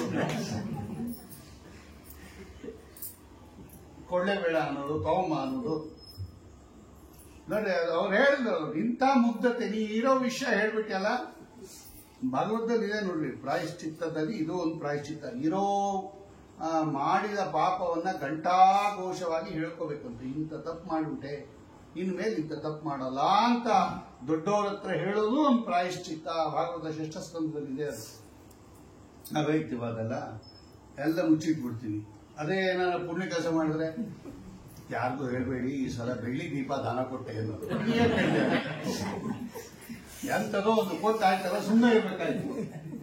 ಹೇಳ್ಬಾರ್ದು, ಆದ್ರೆ ನಮ್ಮವರು ಅಂತ ಹೇಳ್ತೀನಿ. ಈ ಸಲ ಒಂದು ಸ್ವಲ್ಪ ದೊಡ್ಡ ಸೈಜ್ ತಂದಿದ್ದೆ, ಸ್ವಲ್ಪ ಅನುಕೂಲ ಆಯ್ತು. ದೊಡ್ಡ ಅವ್ರು ಇನ್ನೊಬ್ರು ಹೇಳೋದು, ದೊಡ್ಡ ಸೈಜ್ ಕೊಟ್ಟರು ಈ ಸಲ ಅಂತ. ಅದು ಬರ್ತಾ ಬರ್ತಾ ಹಿಂಗ್ ಇಷ್ಟೊತ್ತಾಗುತ್ತೆ. ಕೈ ತೋರ್ಸಕ್ಕೆ ಅದು ನಮ್ಮ ಅಪ್ಪನ ಖರ್ಚಾಗೋದು. ಇಷ್ಟು ಕೊಟ್ಟಿರುತ್ತೆ, ಹಿಂಗಂದ ಇನ್ನೊಬ್ರು ಹಿಂಗಂದ ಮಾಡಿರೋದು ಇಷ್ಟು, ಹೇಳಿದ್ದಿಷ್ಟು. ಅದಕ್ಕೆ ಭಗವಂತ ಎಲ್ಲ ನಲಿಫೈ ಮಾಡ್ತಾನಂತೆ. ಭಾಗವತದಲ್ಲಿದೆ. ಇವತ್ತು ಯಾಕೆ ಪುಣ್ಯ ಉಳ್ಕೋತಾ ಇಲ್ಲ ಅಂದ್ರೆ, ಪುಣ್ಯ ಮಾಡ್ತಾ ಇದೀವಿ, ಉಳಿಸ್ಕೋತಾ ಇಲ್ಲ. ಹೇಳಿಬಿಟ್ರೆ ಪುಣ್ಯ ಹೊಟ್ಟೋಗುತ್ತೆ. ಇವತ್ತು ಹೇಳ್ಕೊಂಡ್ಬಿಡೋದು ಜಾಸ್ತಿ, ತುಂಬಾ ಬೇಗ ಹೇಳ್ಕೊಂಡ್ಬಿಡ್ತೀವಿ. ಹಂಗ್ ಮಾಡ್ದೆ ಹಿಂಗ್ ಮಾಡ್ದೆ, ಏನೋ ದೇವ್ರ ಅನುಕೂಲ ಮಾಡ್ದ, ಈ ಸಲ ಬೆಳ್ಳಿಗೆ ಕೊಟ್ಟೆ, ಪ್ರತಿ ವರ್ಷ ಹಿತ್ತಾಳೆ ಕೊಡ್ತಾ ಇದ್ದೆ, ಈ ವರ್ಷ ಬೆಳ್ಳಿಗೆ ಕೊಟ್ಟೆ, ಮುಗಿತಾ. ಯಾಕೆ ಅದನ್ನ ಯಾಕೆ ಹೇಳ್ಬೇಕು? ಕೊಟ್ಟಿದ್ದಾಯ್ತು, ಪುಣ್ಯ ಬಂದಿದ್ದಾಯ್ತು. ಅದನ್ನ ಹೇಳಿ ಪ್ರಯೋಜನ. ನಾವು ಹೇಳ್ಕೊಂಡ್ಬಿಟ್ರೆ ಭಗವಂತ ಕಡಿಮೆ ಮಾಡ್ಬಿಡ್ತಾನಂತೆ. ಪಾಪ ಹೇಳ್ಕೊಂಡ್ರೆ ಪಾಪ ಕಡಿಮೆ ಮಾಡ್ತಾನೆ, ಪುಣ್ಯ ಹೇಳಿದ್ರೆ. ಭಾಗವತದಲ್ಲಿದೆ. ಇವತ್ತು ಯಾಕೆ ನಮ್ಗೆ ಉಳ್ಕೋತಾ ಇಲ್ಲ ಅದು ಅಂತ. ತಪಸ್ಸು ಯಾಕೆ 4 ಪಾದ ಧರ್ಮ ಅದು ಒಂದೇ ಉಳ್ಕೊಂಡಿರೋದು. ಇನ್ಯಾಕೆ ಹೋಯ್ತು 3 ಅಂದ್ರೆ ತಪಸ್ಸು ಒಂದು ಧರ್ಮ. ತಪಸ್ಸು ಮಾಡಿ ನಾವೆಲ್ಲ ಹೇಳ್ಕೊಂಡ್ಬಿಡ್ತಾ ಇದೀವಿ. ಇವತ್ತು ಎಲ್ಲ ಹೊಟ್ಟೋಗುತ್ತೆ, ವ್ಯಾನಿಷ್ ಆಗ್ಬಿಡುತ್ತೆ. ಹೇಳ್ಕೋಬಾರ್ದು, ಯಾವತ್ತೂ ಹೇಳ್ಕೋಬೇಡಿ. ಸತ್ಕರ್ಮಗಳು ಯಾವತ್ತೂ ಹೇಳ್ಕೋಬೇಡಿ. ನಾವು ಕೊಟ್ಟಿದ್ದೀವಿ, ಭಗವಂತನಿಗೆ ಗೊತ್ತು. ಇವ್ರಿಗೆ ಗೊತ್ತಾಗಬೇಕಾದ್ದೇನು? ನೋಡಿ ಹೇಳಿದ್ ನೋಡು, ನೀವು ಮಾಡಿದ ಪಾಪವನ್ನ ಹೇಳ್ಕೊಂಡಿದ್ಯಾ, ಮುಗ್ಧತೆಯನ್ನ ಹೇಳ್ಕೊಂಡಿದ್ಯಾ. ಆದ್ರೆ ಒಂದ್ ಕೆಲಸ ಮಾಡು, ಏನು ಮಾಡಕ್ಕಾಗಲ್ಲ, ದೈವ ಸಂಕಲ್ಪ. ನಾವೇ ಎದುರಿಗೆ ಬಂದ್ವಿ, ನಮ್ಮನ್ನ ನೀನು ಗುರುತಿಸ್ತಿಲ್ಲ. ಇದಕ್ಕೆ ಪಿತೃ ಅತಿಕ್ರಮಣ ಅಂತ ಕರೀತಾರೆ. ನೋಡಿ, ಇದೊಂದು ದೋಷ. ಪಿತೃ ಅತಿಕ್ರಮಣ ಒಂದು ದೋಷ. ಪರಪುರುಷನನ್ನ ಪಿತೃ ಅಂತ ಅಂಗೀಕಾರ ಮಾಡಿದ್ದೊಂದು ದೋಷ. ಆದ್ದರಿಂದ ನೀನು ಯಾರನ್ನ ನೀನು ತಂದೆ ಅಂತ ಕರೆದಿಲ್ಲ, ಅದೇ ತಂದೆಗೆ ಭೂಲೋಕದಲ್ಲಿ ನೀನು ಮಗಳಾಗಿ ಹುಡ್ತೀಯ. ಅಮಾವಸುವಿನ ಮಗಳಾಗಿ ಹುಟ್ಟಿ ಅವರು ತಂದೆ ಅಂತ ತಿಳ್ಕೊಂಡಿಲ್ಲ. ಆ ಮಾಡಿದ ತಪ್ಪಿಗೆ ನೀನು ಭೂಲೋಕದಲ್ಲಿ ಮುಂದೆ ಅಮಾವಸುವಿನ ಮಗಳಾಗಿ ಹುಟ್ಟುತ್ತೀಯ. ಆದರೆ ಯೋಚನೆ ಮಾಡಬೇಡ, ನಿನ್ನ ಉದರದಲ್ಲಿ ಭಗವಂತ ಅವತಾರ ಮಾಡ್ತಾನೆ. ಇಷ್ಟು ಶ್ರದ್ಧಾಭಕ್ತಿಯಿಂದ ಮಾಡಿದ್ದರಿಂದ ಯೋಚನೆ ಮಾಡಬೇಡ ಅಂತೇಳಿ, ಅದೇ ಅಮಾವಸುವಿನ ಹೆಂಡತಿ ಅದ್ರಿಕಾದಲ್ಲಿ ಉತ್ಪನ್ನಳಾದವಳೆ ಇವಳೆ ಸತ್ಯವತಿ.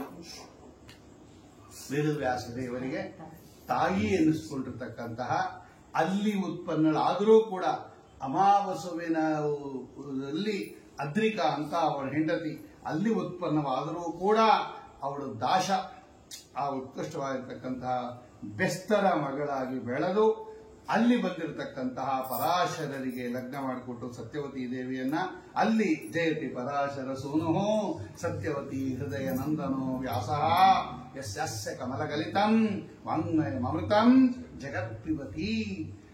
ಅವಳು ಮೀನಿನ ಉದರದಿಂದ ಬಂದವಳು. ಅವಳು ಆ ಮೀನು ನುಂಗು ಬಿಡುತ್ತು. ಅದು ಅವನ ವೀರ್ಯವನ್ನ ಮೀನು ನುಂಗಿ ಅದನ್ನ ತಗೊಂಡೋಗಿ ಅಲ್ಲಿ ಬೆಳೆದು ಆ ಮೀನನ್ನ ಅವನಿಗೆ ಕೊಟ್ಟು ಅವನದನ್ನ ಸೀಳಿದಾಗ ಅಲ್ಲೊಂದು ಹೆಣ್ಣು ಗಂಡು 2 ಸಿಕ್ಕಿ ತಾನು ಗಂಡನ್ನ ಇಟ್ಕೊಂಡು ಆ ಬೆಸ್ತರವನಿಗೆ ಒಂದು ಹೆಣ್ಣು ಮಗು ಕೊಟ್ಬಿಟ್ಟ. ನೀವೊಂದು ಇಟ್ಕೋ ಅಂತ. ಅವಳೇ ಸತ್ಯವತಿ. ಆ ಬೆಸ್ತರ ಕೆಲಸನೇ ಇವಳು ಮಾಡ್ತಾ ಇದ್ಲು. ಅದನ್ನೇ ಅವರು ಮಧ್ವಾಂತರ್ಗತ ವೇದವ್ಯಾಸ ಅನ್ನೋದ್ರಲ್ಲಿ ಹೇಳಿ ವರ್ಣನೆ ಮಾಡಿರೋದು. ಅಂಬಿಗರ ಮಗನಾಗಿ ಜನಿಸಿದೆ ಅಂತಾರಲ್ಲ, ಅವಳು ಆ ಕಡೆ ಈ ಕಡೆ ಯಮುನಾ ನದಿಯನ್ನ ದಾಟಿಸೋ ಕೆಲಸ ಅವಳಿಗೆ. ಯಾರು ಬೇಕೋ ಅದನ್ನು ದಾಟಿಸ್ತಾ ಇದ್ಲು ಸತ್ಯವತಿ. ಅಂಥದ್ರಲ್ಲಿ ಒಂದು ದಿವಸ ಪರಾಶರ ಋಷಿಗಳು ಬಂದಾಗ ದಿವ್ಯ ಜ್ಞಾನ ದೃಷ್ಟಿಯಿಂದ ನೋಡಿಕೊಂಡು ಅವಳು ಸಾಮಾನ್ಯ ಅಲ್ಲ, ಮಹಾನುಭಾವಳು ಅಂತ ಹೇಳಿ ಸತ್ಯವತಿ ದೇವಿಯನ್ನ ಲಗ್ನ ಮಾಡಿಕೊಂಡು ಆ ಸತ್ಯವತಿ ದೇವಿಯಲ್ಲಿ ನಿಮಿತ್ತ ಮಾಡಿಕೊಂಡು ಭಗವಂತ ಅವಳಿಗೆ ಮತ್ಸ್ಯಗಂಧಿ ಅಂತ ಹೆಸರು. ಮೀನಿನ ವಾಸನೆ ಬರ್ತಾ ಇತ್ತು. ಅದನ್ನ ಭಗವಂತ ನಿವಾರಣೆ ಮಾಡಿ ಯೋಜನಗಂಧಿ ಅಂತ ಒಂದು ಯೋಜನ ದೂರ 10 ಮೈಲಿ ದೂರ ಘಮ ಘಮ ಘಮ ಘಮ ವಾಸನೆ ಬರದಂತೆ ಅವಳ ದೇಹದಿಂದ, ಅದಕ್ಕೆ ಅವಳು ಯೋಜನಗಂಧಿ ಅಂತ ಕರೀತಾರೆ. ಅಂತಹ ದಿವ್ಯವಾಗಿರತಕ್ಕಂತಹ ಯೋಜನಗಂಧಿಯಾಗಿ ಮಾಡಿಸಿ ಅಲ್ಲಿ ಭಗವಂತ ಅವತಾರ ಮಾಡದ ಅಂತ ಹೇಳಿ ಇದೆಲ್ಲ ಅವರ ಕಥೆ. ಇನ್ನು 3ನೇವರು ವೈರಾಜರು ಅಂತ, ಇವರೆಲ್ಲ ಉತ್ಕೃಷ್ಟವಾಗಿರ್ತಕ್ಕಂತಹ ಪ್ರಜಾಪತಿ, ಪುಲಸ್ತ್ಯ ಪ್ರಜಾಪತಿ ಅಂತ ಬ್ರಹ್ಮದೇವರ ಮಕ್ಕಳು ಆ ಲೋಕದಲ್ಲಿ ಇರ್ತಾರೆ. ಇವರೆಲ್ಲ ಭಗವಂತನನ್ನ ಸಾಕ್ಷಾತ್ಕಾರ ಮಾಡಿಕೊಂಡು ಇವರಿಗೆಲ್ಲ ಸುದರ್ಶನ ಅಂತ ಇನ್ನೊಂದು ಹೆಸರು, ವೈಬ್ರಾಜರು ಅಂತಕ್ಕಂಥವರಿಗೆ. ಇವರಿಗೆ ಪೀವರಿ ಅಂತ ಮಾನಸ ಪುತ್ರಿ ಇವರು. ಈ ವೈರಾಜ ಬರ್ಹಿಷದರು, ಈ 3ನೇವರು ಬರ್ಹಿಷದರು ಅಂತ, ಇವರೆಲ್ಲ ವೈಬ್ರಾಜ ಅನ್ನೋ ಲೋಕದಲ್ಲಿ ಇರ್ತಾರೆ. ಇವರಿಗೆ ಪೀವರಿ ಅಂತಕ್ಕಂತಹ ಮಾನಸ ಕನ್ಯೆ ಇವಳು. ಅವಳು ಉತ್ಕೃಷ್ಟವಾಗಿರ್ತಕ್ಕಂತಹ ರೀತಿಯಲ್ಲಿ ವಿಶೇಷವಾಗಿರ್ತಕ್ಕಂತಹ ಶುಕಾಚಾರ್ಯರನ್ನ ಲಗ್ನ ಮಾಡಿಕೊಂಡು, ಶುಕಾಚಾರ್ಯರು ಗೃಹಸ್ಥಾಶ್ರಮಗಳು, ಆಮೇಲೆ ಅವರು ಸನ್ಯಾಸ ಸ್ವೀಕಾರ ಮಾಡ್ತಾರೆ. ಶುಕಾಚಾರ್ಯರನ್ನ ಮದುವೆ ಮಾಡಿಕೊಂಡು ಕೃಷ್ಣ, ಗೌರ, ಪ್ರಭಾ, ಶಂಭು ಅಂತಕ್ಕಂತಹ 4 ಜನ ಮಕ್ಕಳನ್ನ ಪಡೆದಿರ್ತಕ್ಕಂತಹ ಮಹಾನುಭಾವಗಳು ಅಂತ ಹೇಳಿ, ಅವರ ವಂಶದಲ್ಲಿ ಅಣುಹ ಅಂತ ಒಬ್ಬ ರಾಜ ಬರ್ತಾನೆ, ಅವನ ಮಗನೇ ಬ್ರಹ್ಮದತ್ತ ಅಂತಕ್ಕಂಥವನು ಅಂತ ಹೇಳಿ. ಇನ್ನ ಇವರೆಲ್ಲ ಅಮೂರ್ತ ಗಣದವರು 3 ಜನ ಆದ್ರೆ, ಮೂರ್ತ ಗಣದವರು 4. ಸುಕಾಲರು ಅಂತ, ಈ ಸುಕಾಲರು ಅಂತಕ್ಕಂಥವನ್ನ ಬ್ರಾಹ್ಮಣರು ಪೂಜೆ ಮಾಡ್ತಾರಂತೆ. ಈ ಮೂರ್ತ ಗಣದವರು ಇವರೆಲ್ಲ ಬ್ರಾಹ್ಮಣರಿಂದ ಪೂಜೆ ಮಾಡುವವರು ಸುಕಾಲರು. ಆಂಗೀರಸರು ಅಂತಕ್ಕಂಥವ್ರು ಇವೆಲ್ಲ ಕ್ಷತ್ರಿಯರು ಪೂಜೆ ಮಾಡತಕ್ಕಂಥವರು ಆಂಗೀರಸರು.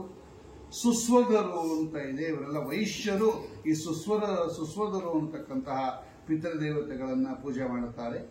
ಆಮೇಲೆ ಉತ್ಕೃಷ್ಟವಾಗಿರ್ತಕ್ಕಂತಹ ಸುಕಾಲರು, ಸುಸ್ವದರು, ಸೋಮಪರು ಅಂತ, ಈ 4ನೇ ಸೋಮಪರು ಅನ್ನೋರನ್ನ ಶೂದ್ರರು ಪೂಜೆ ಮಾಡ್ತಾರೆ ಅಂತ ಹೇಳಿ, ಹೀಗೆ ಉತ್ಕೃಷ್ಟವಾಗಿರ್ತಕ್ಕಂತಹ ರೀತಿಯಲ್ಲಿ 3 ಜನ ಅಮೂರ್ತ ಪಿತೃಗಳು, 4 ಜನ ಮೂರ್ತ ಪಿತೃಗಳು, ಒಟ್ಟಿನಲ್ಲಿ ಪ್ರಸಿದ್ಧವಾಗಿರ್ತಕ್ಕಂತಹ ಈ ಮೂರ್ತಾಮೂರ್ತ ಗಣಗಳನ್ನು ನಿಮಗೆ ತಿಳಿಸಿದೀನಿ ಅಂತ ಹೇಳಿ, ಶ್ರಾದ್ದ ಮಾಡಿದರೆ ಫಲ ಏನು ಅಂತ ಕೇಳ್ತಾರೆ ಅವನು. ಇಷ್ಟು ತನಕ ಪಿತೃಗಣ ಇದನ್ನೆಲ್ಲ ತೋರಿಸ್ತಾರಂತೆ ಅವರು. ಸನತ್ ಕುಮಾರರು ಇಷ್ಟು ಹೇಳಿಬಿಟ್ಟು, ಮಾರ್ಕಂಡೇಯ, ಈ ಗಣದವರು ಎಷ್ಟು ವೈಭವದಿಂದ ಇರ್ತಾರೆ ಅಂತ ನಾನು ವರ್ಣನೆ ಮಾಡಕ್ಕಾಗಲ್ಲ, ನಿನಗೆ ದಿವ್ಯ ದೃಷ್ಟಿ ಕೊಟ್ಬಿಡ್ತೀನಿ, ನೀನೇ ನೋಡು ಅಂದ್ರಂತವ್ರು. ನೋಡ್ರಿ, ಬರೀ ಕತೆ ಕೇಳೋದಕ್ಕೂ ಆಡಿಯೋ ವಿಡಿಯೋ ವ್ಯತ್ಯಾಸ ಇಲ್ವಾ, ನೀವೇ ತೋರ್ಸ್ಬಿಡ್ತೀವಿ ನೋಡ್ರಿ ಅಂತ.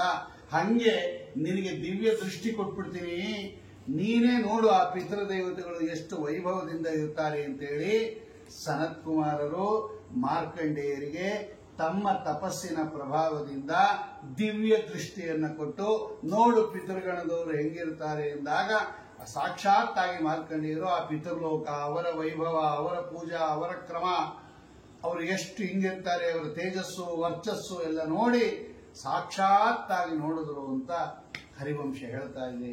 ಇದೆಲ್ಲ ಪಿತೃಗಣಗಳ ವಿಚಾರ ಮಾಡಿದ ಮೇಲೆ ಪಿತೃಶ್ರಾದ್ದ ಮಾಡಿದವರಿಗೆ ಏನು ಫಲ ಅಂತ ಪ್ರಶ್ನೆ ಬಂದಾಗ, ವಿಶ್ವಾಮಿತ್ರ ಋಷಿಗಳ 7 ಜನ ಮಕ್ಕಳ ಕಥೆಯನ್ನ ಹೇಳ್ತಾರೆ. ಸಪ್ತವ್ಯಾದ ದಶಾರ್ನೇಶು ಮೃಗಾ ಕಾಲಾಂಜಲಿ ಗಿರೌ ಚಕ್ರವಾಕಾಶರ ದ್ವೀಪೆ ಹಂಸಾ ಸರಸಿ ಮಾನಸೆ ದೇವಿಜಾತ ಕುರುಕ್ಷೇತ್ರೆ ಬ್ರಾಹ್ಮಣ ವೇದ ಪಾರಗಾಹ ಪ್ರಸ್ತುತ ದೀರ್ಘಮಧ್ವಾನಂ ಯೂಯಂ ದೇವ್ಯೋ ಕೇಭ್ಯೋ ಅವಸೀದತ ಅಂತ ಒಂದು ಮಂತ್ರ ಇದೆ. ಅದು ಹೇಳಲೇಬೇಕು, ಇವತ್ತು ಹೇಳ್ತಾರೆ. ಶ್ರಾದ್ದ ಕಾಲದಲ್ಲಿ ಆ ಮಂತ್ರ ಹೇಳ್ತಾರೆ, ಇವತ್ತು ಹೇಳ್ತಾರೆ, ಹೇಳಬೇಕು. ಆ ಮಂತ್ರ ಹರಿವಂಶದಲ್ಲಿ ಇದೆ. ಅದು ಆ ಶ್ಲೋಕ ಯಾಕೆ ಬಂತು? ಅದು ಸಪ್ತವ್ಯಾದ ದಶಾರ್ನೇಶು, ವಿಶ್ವಾಮಿತ್ರ ಋಷಿಗಳ 7 ಜನ ಮಕ್ಕಳ ಕಥೆ. ಅದು ಶ್ರಾದ್ದ ಮಾಡಿದವರಿಗೆ ಏನೇನಾಗುತ್ತೆ ಅಂತ ಆ ಕಥೆಯನ್ನ, ಮತ್ತು ಪೂಜನೀಯ ಅಂತ ಒಂದು ಹಕ್ಕಿ ಕಥೆ ಇದೆ, ಪಕ್ಷಿ ಕಥೆ ಇದೆ. ಪೂಜನೀಯ ಅನ್ನೋದು ಒಂದು ಗುಬಚಿ. ಈ ಬ್ರಹ್ಮದತ್ತ ಅಂತಕ್ಕಂತಹ ಈ ಕಡೆ ವಂಶದಲ್ಲಿ ಬಂದಿರತಕ್ಕಂತಹ ಅಣುಹನ ಮಗ ಬ್ರಹ್ಮದತ್ತ. ಆ ಬ್ರಹ್ಮದತ್ತನ ಅರಮನೆಯಲ್ಲಿ ಇರತಕ್ಕಂಥ ಒಂದು ಗುಬ್ಬಚ್ಚಿ, ಅದು ಪೂಜನೀಯ ಅಂತ. ಇದಕ್ಕೆ ಶುಕ್ರನೀತಿ ಅಂತ ಕರೀತಾರೆ. ಅಂದ್ರೆ ನೀತಿ ಹೇಳ್ತಕ್ಕಂತಹ ಕಥೆ ಅದು, ಸುಂದರವಾಗಿರತಕ್ಕಂತಹ ಕಥೆ ಅದು. ಆ ಪೂಜನೀಯ ಅನ್ನತಕ್ಕಂತಹ ಹಕ್ಕಿಯ ಕಥೆ ಮತ್ತು ಈ ವಿಶ್ವಾಮಿತ್ರ ಋಷಿಗಳ 7 ಜನ ಮಕ್ಕಳ ಕತೆ, ಶ್ರಾದ್ದ ಮಾಡಿದವರಿಗೆ ಎಷ್ಟು ಅನುಗ್ರಹ ಮಾಡ್ತಾರೆ ಪಿತೃದೇವತೆಗಳು ಅನ್ನೋದನ್ನ ನಾಳೆ ಅದನ್ನು ಹೇಳಿ 2 ದಿವಸ, ಅಂದರೆ 2 ದಿವಸ ತುಂಬ ದೊಡ್ಡದದು. ನಾಳೆ ಆ ಪೂಜನೀಯ ಅನ್ನೋ ಹಕ್ಕಿಕತೆ ಮತ್ತು ಈ ವಿಶ್ವಾಮಿತ್ರ ಋಷಿಗಳ ಮಕ್ಕಳ ಕಥೆಯನ್ನು ನಾಳೆ ಚಿಂತನೆ ಮಾಡೋಣ ಅಂತ ಹೇಳ್ತಾ ಇವತ್ತಿನ ಪ್ರವಚನವನ್ನು ಭಗವಂತನ ಪಾದಾರವಿಂದಗಳಲ್ಲಿ ಸಮರ್ಪಣೆ ಮಾಡ್ತಾ ಇದ್ದೇನೆ. ಶ್ರೀಕೃಷ್ಣ ಅರ್ಪಣಮಸ್ತು. ಕಾಯೇನ ವಾಚ ಮನಸೇಂದ್ರಿಯರ್ವಾ ಬುದ್ಧಾತ್ಮನಾ ವಾ ಪ್ರಕೃತಿ ಸ್ವಭಾವ